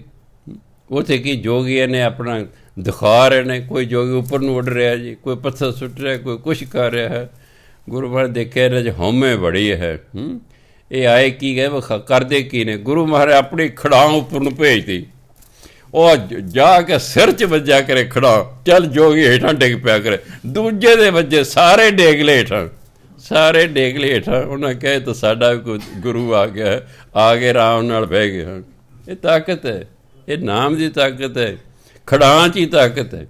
ਉਹ ਵੀ ਨਾਮ ਸ਼ਕਤੀ ਨਾਲ ਉੱਡੇ, ਆਕਾਸ਼ ਉੱਡ ਰਹੇ ਨੇ, ਲੋਕ ਵੇਖ ਰਹੇ ਨੇ, ਇਤਿਹਾਸ ਇਸ ਗੱਲ ਦਾ ਗਵਾਹ ਹੈ। ਫਿਰ ਗੁਰੂ ਵਾਲੇ ਦੇਖਿਆ ਨਾ ਤਾਂ ਹੰਕਾਰ ਆ ਗਿਆ ਹੈ। ਇਹ ਨਾਮ ਇਸ ਕੰਮ ਲਈ ਥੋੜ੍ਹਾ ਵੀ ਲੋਕਾਂ ਤੋਂ ਜਿਹੜਾ ਰੋਟੀ ਪਾਣੀ ਖਾਈ ਨਾਮ ਦੇ ਆਸਰੇ। ਗੁਰੂ ਮਹਾਰਾਜ ਆਪਣੀ ਖੜਾਂ ਛੱਡਤੀ ਉੱਪਰ ਨੂੰ, ਬਸ ਸਿਰ 'ਚ ਵੱਜਿਆ ਕਰੇ, ਜੋਗੀ ਹੇਠਾਂ ਧੜੰਮ ਕਰ ਡਿੱਗੇ, ਦੂਜੇ ਦੇ ਵੱਜੇ ਐਂ ਹੀ ਡੇਗਤੇ ਸਾਰੇ ਖੜਾਂ। ਕਿਉਂ? ਗੁਰੂ ਮਹਾਰਾਜ ਨੇ ਹੱਥ ਲਾਤਾ ਖੜਾਂ ਨੂੰ, ਬਸ ਖੜਾਂ 'ਚ ਵੀ ਉਹਨਾਂ ਤੋਂ ਵੱਧ ਸ਼ਕਤੀ ਹੋ ਗਈ ਹੈ। ਇੰਨੀ ਕਮਾਈ ਸੀ ਗੁਰੂ ਨਾਨਕ ਦੇਵ ਜੀ ਦੀ ਵੀ ਖੜਾਂ ਨੂੰ ਹੱਥ ਹੀ ਲਾਤਾ ਅਤੇ ਖੜਾਂ 'ਚ ਇੰਨੀ ਸ਼ਕਤੀ, ਜੋਗੀਆਂ ਤੋਂ ਵੱਧ ਸ਼ਕਤੀ ਆ ਗਈ ਹੈ। ਨਾਮ ਦੇ ਵਿੱਚ ਇੰਨੀ ਸ਼ਕਤੀ ਹੈ। ਜਦੋਂ ਨਾਮ ਸ਼ਕਤੀ ਇਹ ਕਾਮ, ਕ੍ਰੋਧ, ਲੋਭ, ਮੋਹ, ਹੰਕਾਰ ਪੰਜਾਂ ਦੀ ਸ਼ਕਤੀ ਤੋਂ ਵੱਧ ਜਾਏਗਾ ਨਾ, ਸਾਨੂੰ ਕੋਈ ਨਹੀਂ ਡੇਗ ਸਕਦਾ। ਸਾਨੂੰ ਇਹ ਕਾਮ, ਕ੍ਰੋਧ, ਲੋਭ, ਮੋਹ, ਹੰਕਾਰ ਹੇਠਾਂ ਡੇਗ ਹੀ ਨਹੀਂ ਸਕਦੇ, ਕਿਉਂਕਿ ਇੱਦੋਂ ਨਾਮ ਦੀ ਸ਼ਕਤੀ ਵੱਧ ਗਈ ਸਾਡੇ ਕੋਲ। ਅਤੇ ਜੇ ਨਹੀਂ ਵਧੀ ਤਾਂ ਅਸੀਂ ਕਿਸੇ ਵੇਲੇ ਵੀ ਡਿੱਗ ਸਕਦੇ ਹਾਂ। ਇਹ ਮਨੁੱਖ ਕਿਸੇ ਵੇਲੇ ਵੀ ਡਿੱਗ ਸਕਦਾ ਹੈ। ਇਸ ਲਈ ਜਿੰਨਾ ਚਿਰ ਜਿਉਂਦਾ ਹੈ ਕਿ ਤਾਂ ਹੀ ਕਿ ਮਨ ਨੂੰ ਖੋਟਾ ਕਿਹਾ, ਮਨ ਖੁਟਰ ਤੇਰਾ ਨਹੀਂ ਵਿਸ਼ਵਾਸ ਆ, ਹੇ ਖੋਟੇ ਮਨ, ਮੈਨੂੰ ਤੇਰਾ ਵਿਸ਼ਵਾਸ ਨਹੀਂ, ਕੀ ਪਤਾ ਤੂੰ ਕਦੋਂ ਕੀ ਕਰਾ ਦੇ ਮੇਰੇ ਤੋਂ। ਹਾਂਜੀ, ਇਸ ਲਈ ਗੁਰੂ ਮਹਾਰਾਜ ਕਹਿੰਦੇ ਇਹ ਤਾਂ ਜੇ ਪੂਰਾ ਗੁਰੂ ਮਿਲ ਜੇ ਨਾ, ਫਿਰ ਗੁਰੂ ਮਹਾਰਾਜ ਹਰੀ ਦਾ ਨਾਮ ਦੇ ਕੇ ਇਸ ਮਨੁੱਖ ਨੂੰ ਤਾਰ ਦਿੰਦੇ ਹਨ। ਪਰਮਾਤਮਾ ਦਾ ਨਾਮ ਹੀ ਹੈ ਜਿਹੜਾ ਸਾਨੂੰ ਤਾਰਨ ਵਾਲਾ ਹੈ। ਹੋਰ ਤਰਨਾ ਇਹ ਨਹੀਂ ਹੈ ਕਿ ਮੈਂ ਪਾਣੀ ਦੇ ਉੱਤੋਂ ਵੀ ਸਿੱਖ ਲਾਂ ਤਰਨਾ, ਉਹ ਇੱਥੇ ਉਹ ਭਾਵ ਨਹੀਂ। ਇੱਥੇ ਤਾਂ ਇਹ ਸੰਸਾਰ ਹੈ, ਸੰਸਾਰ ਦੇ ਵਿੱਚ ਬੁਰਾਈਆਂ ਰੂਪੀ ਪਾਣੀ ਹੈ, ਇਸ ਪਾਣੀ 'ਤੇ ਅਸੀਂ ਤਰਨਾ ਹੈ। ਉਹ ਪਰਮਾਤਮਾ ਦੇ ਨਾਮ ਨਾਲ ਤਰ ਸਕਦੇ ਹਾਂ। ਜਿਹੜਾ ਦੂਜਾ ਪਾਣੀ ਵਾਲਾ ਸਮੁੰਦਰ ਜਾਂ ਦਰਿਆ ਕੋਈ ਹੁੰਦਾ, ਉੱਥੇ ਤਾਂ ਅਸੀਂ ਦੂਜੀ ਤਰ੍ਹਾਂ ਵੀ ਤਰ ਸਕਦੇ ਹਾਂ। ਜਿਹੜਾ ਹੈ ਲੰਕਾ, ਭਾਰਤ ਦਾ ਅਖੀਰਲਾ ਹਿੱਸਾ ਅਤੇ ਲੰਕਾ ਵਿੱਚ 22 ਕਿਲੋਮੀਟਰ ਦਾ ਅੰਤਰ ਹੈ। ਜਦੋਂ ਤੀਸਰੇ ਤ੍ਰੇਤੇ ਯੁੱਗ ਦੇ ਵਿੱਚ ਉਹ ਕੁਝ ਕੁ ਦੂਰੀ ਸੀ, ਕੁਝ ਕੁ ਗਜ਼ ਦੂਰੀ ਸੀ ਆਪਸੀ ਦੋਨਾਂ ਸਮੁੰਦਰਾਂ ਦੀ, ਤਾਂ ਹੀ ਉਹਨਾਂ ਨੇ ਛੋਟਾ ਜਿਹਾ ਪੁਲ ਬਣਾ ਲਿਆ, ਉੱਥੇ ਲੰਘ ਗਏ। ਉਦੋਂ ਇੰਨੀ ਚੜਾਈ ਨਹੀਂ ਸੀ। ਆਪ ਜੀ ਨੂੰ ਪਤਾ ਕਿ ਪਾਣੀ ਦੀਆਂ ਛੱਲਾਂ ਜਦੋਂ ਵੱਜਦੀਆਂ ਨੇ ਇਹ ਕੰਢਿਆਂ ਨੂੰ ਖੋਰਦੀਆਂ ਰਹਿੰਦੀਆਂ ਨੇ। ਕਿੰਨੇ ਹਜ਼ਾਰ ਸਾਲ ਬੀਤੀ ਉਸ ਸਾਲ ਨੂੰ। ਉਹ ਜਿਹੜਾ ਦਰਿਆ ਪਹਿਲਾਂ ਜਿਹੜਾ ਉਹ ਵਿੱਚੋਂ ਲੰਘਦਾ ਸੀ ਗੈਪ, ਉਹ ਵੱਧਦਾ ਹੁਣ 22 ਕਿਲੋਮੀਟਰ ਤੱਕ ਹੋ ਗਿਆ ਹੈ। ਪਰ ਇੱਕ ਬੰਦਾ ਨੇ ਤਰ ਕੇ ਪਾਰ ਹੋ ਗਿਆ ਸੀ। ਕਈ ਸਾਲਾਂ ਦੀ ਗੱਲ ਹੈ, ਉਹਨੇ ਤਰ ਕੇ ਹੀ ਇੱਧਰ ਹਿੰਦੁਸਤਾਨ ਤੋਂ ਲੰਕਾ ਪਹੁੰਚ ਗਏ ਤਰ ਕੇ। ਅਤੇ ਗੁਰੂ ਨਾਨਕ ਦੇਵ ਜੀ ਤਾਂ ਜਦੋਂ ਕਿਨਾਰੇ 'ਤੇ ਗਏ ਤਾਂ ਮਰਦਾਨਾ ਜੀ ਕਹਿੰਦੇ ਵੀ ਬਾਬਾ ਜੀ ਪਰਲਾ ਤਾਂ ਸਿਰੇ ਹੀ ਨਹੀਂ ਕਿਤੇ ਦਿਖਦਾ, ਆਪਾਂ ਕਿਵੇਂ ਜਾਵਾਂਗੇ? ਕਹਿੰਦੇ ਕੋਈ ਨਹੀਂ ਮਰਦਾਨਾ ਚਲੇ ਚੱਲਾਂਗੇ। ਬਹੁਤ ਵੱਡਾ ਸਾਰਾ ਮਗਰਮੱਛ, ਜਿਹਨੂੰ ਵੇਲ ਮੱਛੀ ਕਹਿੰਦੇ ਨੇ, ਵੇਲ ਮੱਛੀ ਬਹੁਤ ਲੰਮੀ ਹੁੰਦੀ ਹੈ। अब ਮੇਰੀ ਕੋਠੀ ਤੋਂ ਵੀ ਲੰਮੀ ਹੋਏਗੀ, ਇੰਨੀ ਲੰਮੀ ਹੁੰਦੀ ਹੈ। ਵੇਲ ਮੱਛੀ ਕੰਢੇ 'ਤੇ ਆ ਗਈ ਹੈ। ਗੁਰੂ ਮਹਾਰਾਜ ਮਰਦਾਨਾ ਬਹਿ ਜੇ ਦਿੱਤੇ, ਵੇਲ ਮੱਛੀ ਜਾ ਰਹੀ ਹੋ, ਪਰਲੇ ਸਿਰੇ ਲਾਤੀ, ਉਹ ਤੋਂ ਉਤਰ ਗਏ। ਬ੍ਰਹਮ ਗਿਆਨੀ ਦੇ ਨਾ ਕੁਦਰਤ ਜਿਹੜੀ ਹੈ ਉਹਦੇ ਆਪਣੇ ਨਿਯਮ ਨੇ, ਪਰ ਕੁਦਰਤ ਬ੍ਰਹਮ ਗਿਆਨੀ ਲਈ ਆਪਣੇ ਨਿਯਮ ਬਦਲ ਦਿੰਦੀ ਬਸ। ਨਹੀਂ ਤਾਂ ਕੁਦਰਤ ਦੇ ਨਿਯਮ ਅਟਲ ਨੇ, ਕੁਦਰਤ ਦੇ ਨਿਯਮ ਅਟਲ ਨੇ, ਪਰ ਕੁਦਰਤ ਬ੍ਰਹਮ ਗਿਆਨੀ ਲਈ ਆਪਣੇ ਨਿਯਮ ਬਦਲ ਦਿੰਦੀ ਹੈ। ਮਗਰ ਮੱਛੀ ਆ ਗਿਆ, ਵੇਲ ਮੱਛੀ ਆ ਗਈ। ਹਾਂ, ਅਤੇ ਨਹੀਂ ਤਾਂ ਜਰ ਤੇ ਮੂੰਹ ਅੜਦੇ ਦੋਨਾਂ ਨੂੰ ਅੰਦਰ ਲੰਘਾ ਦੇ ਸਾਬਤ, ਉਹਦੇ ਕਿਤੇ ਲੱਗਣੀ ਐਡੀ ਵੱਡੀ ਹੁੰਦੀ ਹੈ, ਬਹੁਤ ਵੱਡੀ ਵੇਲ ਮੱਛੀ ਹੁੰਦੀ ਹੈ। ਹਾਂਜੀ, ਉਹ ਤੇ ਬੈਠੇ ਗੁਰੂ ਮਹਾਰਾਜ, ਉਹ ਤਰਦੀ ਗਈ, ਉਹ ਬੈਠੇ ਮਰਦਾਨੇ, ਹਾਂ ਰਬਾਬ ਛੱਡੋ ਜੀ, ਆਪਣਾ ਕੀਰਤਨ ਕਰ ਦੇਗਾ। ਉਹ ਨਹੀਂ ਗਈ, ਇਸੇ ਅਗਲੇ ਸਿਰੇ ਲਾਤਾ। ਸੋ ਇਸ ਲਈ ਉਹਨਾਂ ਕੋਲ ਨਾਮ ਸ਼ਕਤੀ ਸੀ, ਬਸ ਇੰਨੀ ਨਾਮ ਸ਼ਕਤੀ ਸੀ ਵੀ ਸ਼ਾਇਦ ਹੀ ਕਿਸੇ 'ਚ ਗੁਰੂ ਨਾਨਕ ਦੇਵ ਜੀ ਦੀ ਨਾਮ ਸ਼ਕਤੀ ਹੋਵੇ। ਹਾਂ, ਇਤਿਹਾਸ ਮੈਂ ਸਾਰੇ ਮਹਾਂਪੁਰਖਾਂ ਦਾ, ਪੈਗੰਬਰਾਂ ਦਾ ਪੜ੍ਹਿਆ, ਸ਼ਾਇਦ ਹੀ ਕਿਸੇ 'ਚ ਇੰਨੀ ਸ਼ਕਤੀ ਜਿੰਨੀ ਨਾਮ ਸ਼ਕਤੀ ਗੁਰੂ ਨਾਨਕ ਦੇਵ ਜੀ ਕੋਲ ਸੀ। ਇਹ ਨਹੀਂ ਕਿ ਸਾਡੇ ਗੁਰੂ ਸਨ ਮੈਂ ਤਾਂ ਕਹਿਣਾ, ਨਹੀਂ, ਇਹ ਅਨੰਤ ਸ਼ਕਤੀਆਂ ਦੇ ਮਾਲਕ ਸਨ। ਸੋ ਅੱਗੇ ਕਹਿੰਦੇ, ਚੱਲਾਂ ਜੇ ਕਰੀ ਜਾਣਾ ਚੱਲਣ ਹਾਰ, ਜੋ ਆਇਆ ਸੋ ਚਲਸੀ ਅਮਰ ਸੋ ਗੁਰ ਕਰਤਾਰ, ਵੀ ਸੱਚਾ ਸਾਲਾਹਣਾ ਸੱਚਾ ਥਾਨ ਪਿਆਰ। ਚੱਲਾਂ ਜੇ ਕਰੀ ਜਾਣਾ ਚੱਲਣ ਹਾਰ। ਜੇ ਮੈਂ ਇਹ ਕਹਾਂ ਵੀ ਚਲੇ ਜਾਣਾ ਜੀ, ਇੱਥੋਂ ਚਲੇ ਜਾਣਾ ਹੈ, ਮੈਨੂੰ ਪਤਾ ਲੱਗ ਜਾਏ ਵੀ ਹਰ ਇੱਕ ਜਾਣ ਵਾਲਾ ਹੈ,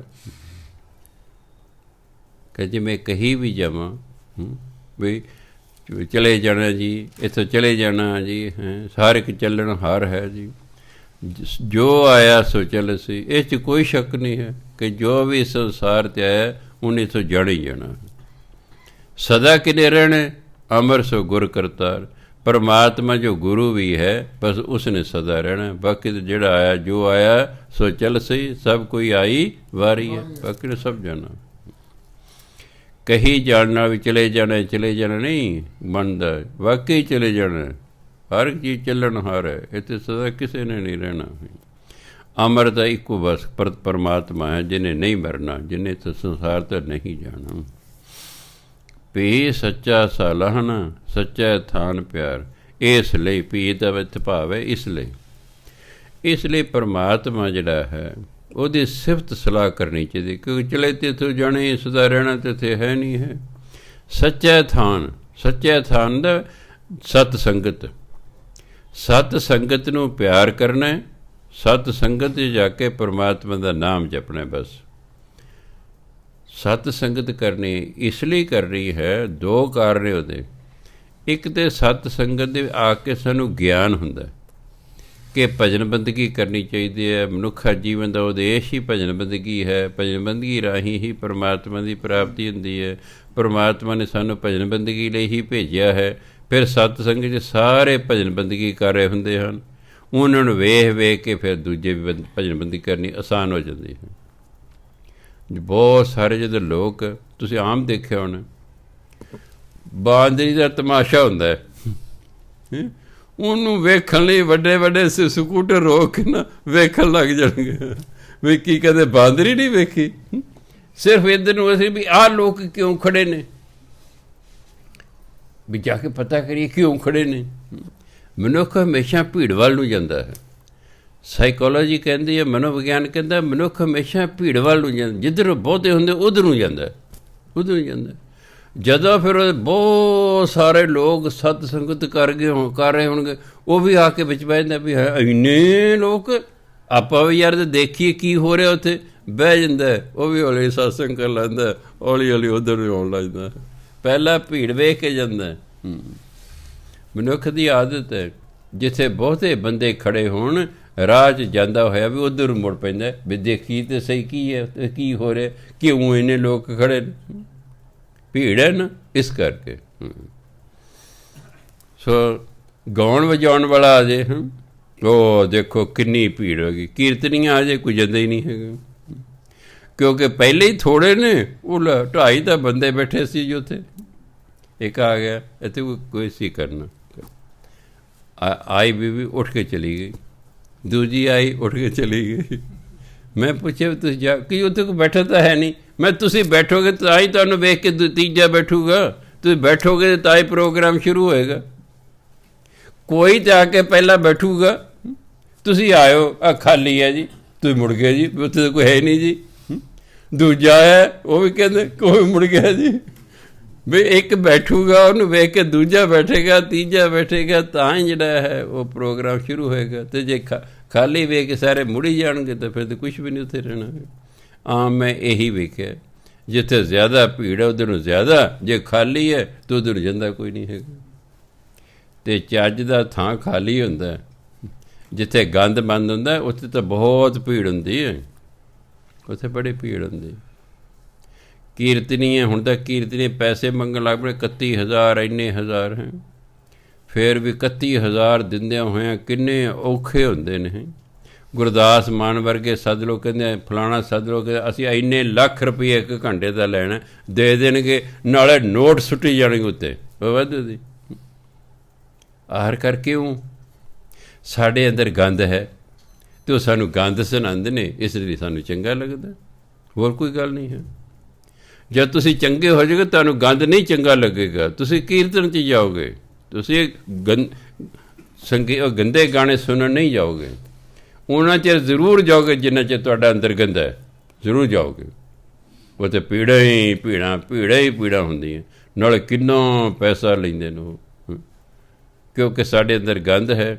ਜੋ ਸਾਡੇ ਅੰਦਰ ਹੈ ਬਾਹਰੋਂ ਵੀ ਸਾਨੂੰ ਉਹੀ ਪਸੰਦ ਹੈ, ਯਾਦ ਰੱਖਿਓ। ਜਿਸ ਚੀਜ਼ ਦੇ ਅੰਦਰ ਅੱਗ ਹੋਏਗੀ ਬਾਹਰੋਂ ਵੀ ਉਹਨੂੰ ਹੀ ਅੱਗ ਲੱਗਦੀ, ਦੂਜੀ ਚੀਜ਼ ਨੂੰ ਅੱਗ ਨਹੀਂ ਲੱਗਦੀ ਹੁੰਦੀ। ਲੋਹੇ ਨੂੰ ਅੱਗ ਨਹੀਂ ਲੱਗੇਗੀ, ਲੱਕੜੀ ਨੂੰ ਲੱਗੇਗੀ ਅੱਗ, ਕਿਉਂਕਿ ਲੱਕੜੀ ਦੇ ਅੰਦਰ ਅੱਗ ਹੈ, ਇਸ ਲਈ ਬਾਹਰੋਂ ਇਹਨੂੰ ਅੱਗ ਲੱਗੇਗੀ। ਕਾਗਜ਼ ਦੇ ਵਿੱਚ ਅੱਗ ਹੈ, ਇਹਨੂੰ ਬਾਹਰੋਂ ਵੀ ਅੱਗ ਲੱਗੇਗੀ। ਜਿਹੜੀ ਖੰਡ ਚੀਨੀ ਜਿਹਨੂੰ ਕਹਿੰਦੇ, ਇਸ 'ਚ ਵੀ ਅੱਗ ਹੈ, ਇਹਨੂੰ ਵੀ ਬਾਹਰੋਂ ਅੱਗ ਲੱਗੇਗੀ। ਜਿਹੜੀ ਚੀਜ਼ 'ਚ ਅੱਗ ਨਹੀਂ ਹੈ ਤੁਸੀਂ ਉਹਨੂੰ ਬਾਹਰੋਂ ਅੱਗ ਨਹੀਂ ਲਾ ਸਕਦੇ। ਜੇ ਤੁਸੀਂ 3-4 ਜਨਮ ਸ਼ਰਾਬ ਨਹੀਂ ਨਾ ਪੀਤੀ ਤਾਂ ਜਿੰਨਾ ਮਰਜ਼ੀ ਕੋਈ ਜ਼ੋਰ ਲਾ ਲੇ ਤੁਹਾਨੂੰ, ਤੁਸੀਂ ਨਹੀਂ ਪੀਵੋਗੇ, ਕਿ ਤੁਹਾਡੇ ਅੰਦਰ ਸ਼ਰਾਬ ਦਾ ਹੈ ਹੀ ਨਹੀਂ, ਅਸਰ ਹੀ ਨਹੀਂ ਹੈਗਾ। ਪਰ ਜੇ ਤੁਸੀਂ ਪਿਛਲੇ ਜਨਮ ਥੋੜ੍ਹੀ ਬਹੁਤੀ ਵੀ ਪੀਤੀ ਹੈ ਨਾ, ਫਿਰ ਪੀ ਲਓ। ਵਿਆਹ 'ਚ ਗਏ, ਉਹ ਪੀ ਲਿਆ ਯਾਰ, ਮੁੰਡੇ ਦਾ ਵਿਆਹ, ਘੁੱਟੇ ਖੁਸ਼ੀ ਦਾ ਨਾ, ਮੈਂ ਨਹੀਂ ਪੀ ਹੈ ਯਾਰ, ਰੋਜ਼ ਮੌਕੇ ਥੋੜ੍ਹੇ ਹੋਣੇ, ਪੀ ਲੈ ਯਾਰ ਸਾਰੇ। ਹਾਂ 5-7 ਵਾਰੀ ਕਿਹਾ, ਤੁਸੀਂ ਮੰਨ ਗਏ। ਬਈ ਕਿਉਂ ਪੀਤੀ? ਉਹ ਜੀ ਸਾਰੇ ਕਹਿਣ ਲੱਗ ਗਏ ਇਸ ਲਈ ਮੈਂ ਪੀ ਲਈ। ਐਕਚੁਅਲੀ ਅੰਦਰ ਸੀ, ਸਿਰਫ ਥੋੜ੍ਹੀ ਸੀ ਅੰਦਰ, ਇਸ ਲਈ ਉਹਨੂੰ 5-6 ਵਾਰ ਕਹਿਣਾ ਪਿਆ। ਜੇ ਕਾਫੀ ਅੰਦਰ ਪਹਿਲਾਂ ਪੀਂਦਾ ਹੁੰਦਾ ਅਤੇ ਉਹ ਆਪ ਹੀ ਜਾ ਪੈਣਾ ਸੀ ਕੋਲ ਪੀਣ ਵਾਲਿਆਂ ਦੇ, ਵੀ ਲਿਆ ਘੁੱਟ ਪੀਏ, ਨਾ ਵੀ ਪੁੱਛਦੇ, ਆਪ ਹੀ ਗਲਾਸ ਚੱਕ ਲੈਣਾ ਸੀ। ਮਨੁੱਖ ਦੇ ਅੰਦਰ ਜੋ ਕੁਛ ਹੈ ਉਹੀ ਉਹਨੂੰ ਬਾਹਰੋਂ ਪਸੰਦ ਆਉਂਦਾ ਹੈ। ਅਗਰ ਤੁਹਾਡੇ ਅੰਦਰ ਪਰਮਾਤਮਾ ਦਾ ਨਾਮ ਹੈ, ਤੁਹਾਡੇ ਅੰਦਰ ਬਾਣੀ ਹੈ, ਤਾਂ ਜਿੱਥੇ ਪਰਮਾਤਮਾ ਦਾ ਨਾਮ ਜਪੇ ਰਹੇ, ਜਿੱਥੇ ਬਾਣੀ ਪੜ੍ਹੀ ਸੁਣੀ ਜਾ ਰਹੀ, ਤੁਸੀਂ ਉੱਥੇ ਜਾਓਗੇ। ਅਤੇ ਜੇ ਤੁਹਾਡੇ ਅੰਦਰ ਨਾਮ ਬਾਣੀ ਨਹੀਂ ਹੈ ਤਾਂ ਜਿੱਥੇ ਗੰਦੇ ਗੀਤ ਗਾ ਰਹੇ ਨੇ ਉੱਥੇ ਤੁਸੀਂ ਖੂਬ ਜਾਓਗੇ।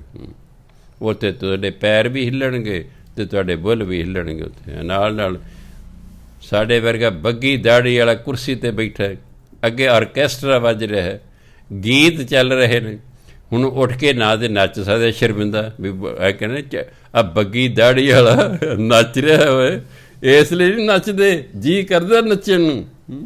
ਨੱਚਣ ਵਾਲੇ ਦੀ ਅੱਡੀ ਨਾ ਰਹਿੰਦੀ, ਗਾਉਣ ਵਾਲੇ ਦਾ ਮੂੰਹ। ਉਹ ਵਿਚਾਰਾ ਮੂੰਹ 'ਚ ਹੀ ਗੀਤ ਗਾਈ ਜਾਂਦਾ, ਉੱਚੀ ਨਹੀਂ ਬੋਲ ਸਕਦੇ, ਲੋਕ ਕੀ ਕਹਿਣਗੇ।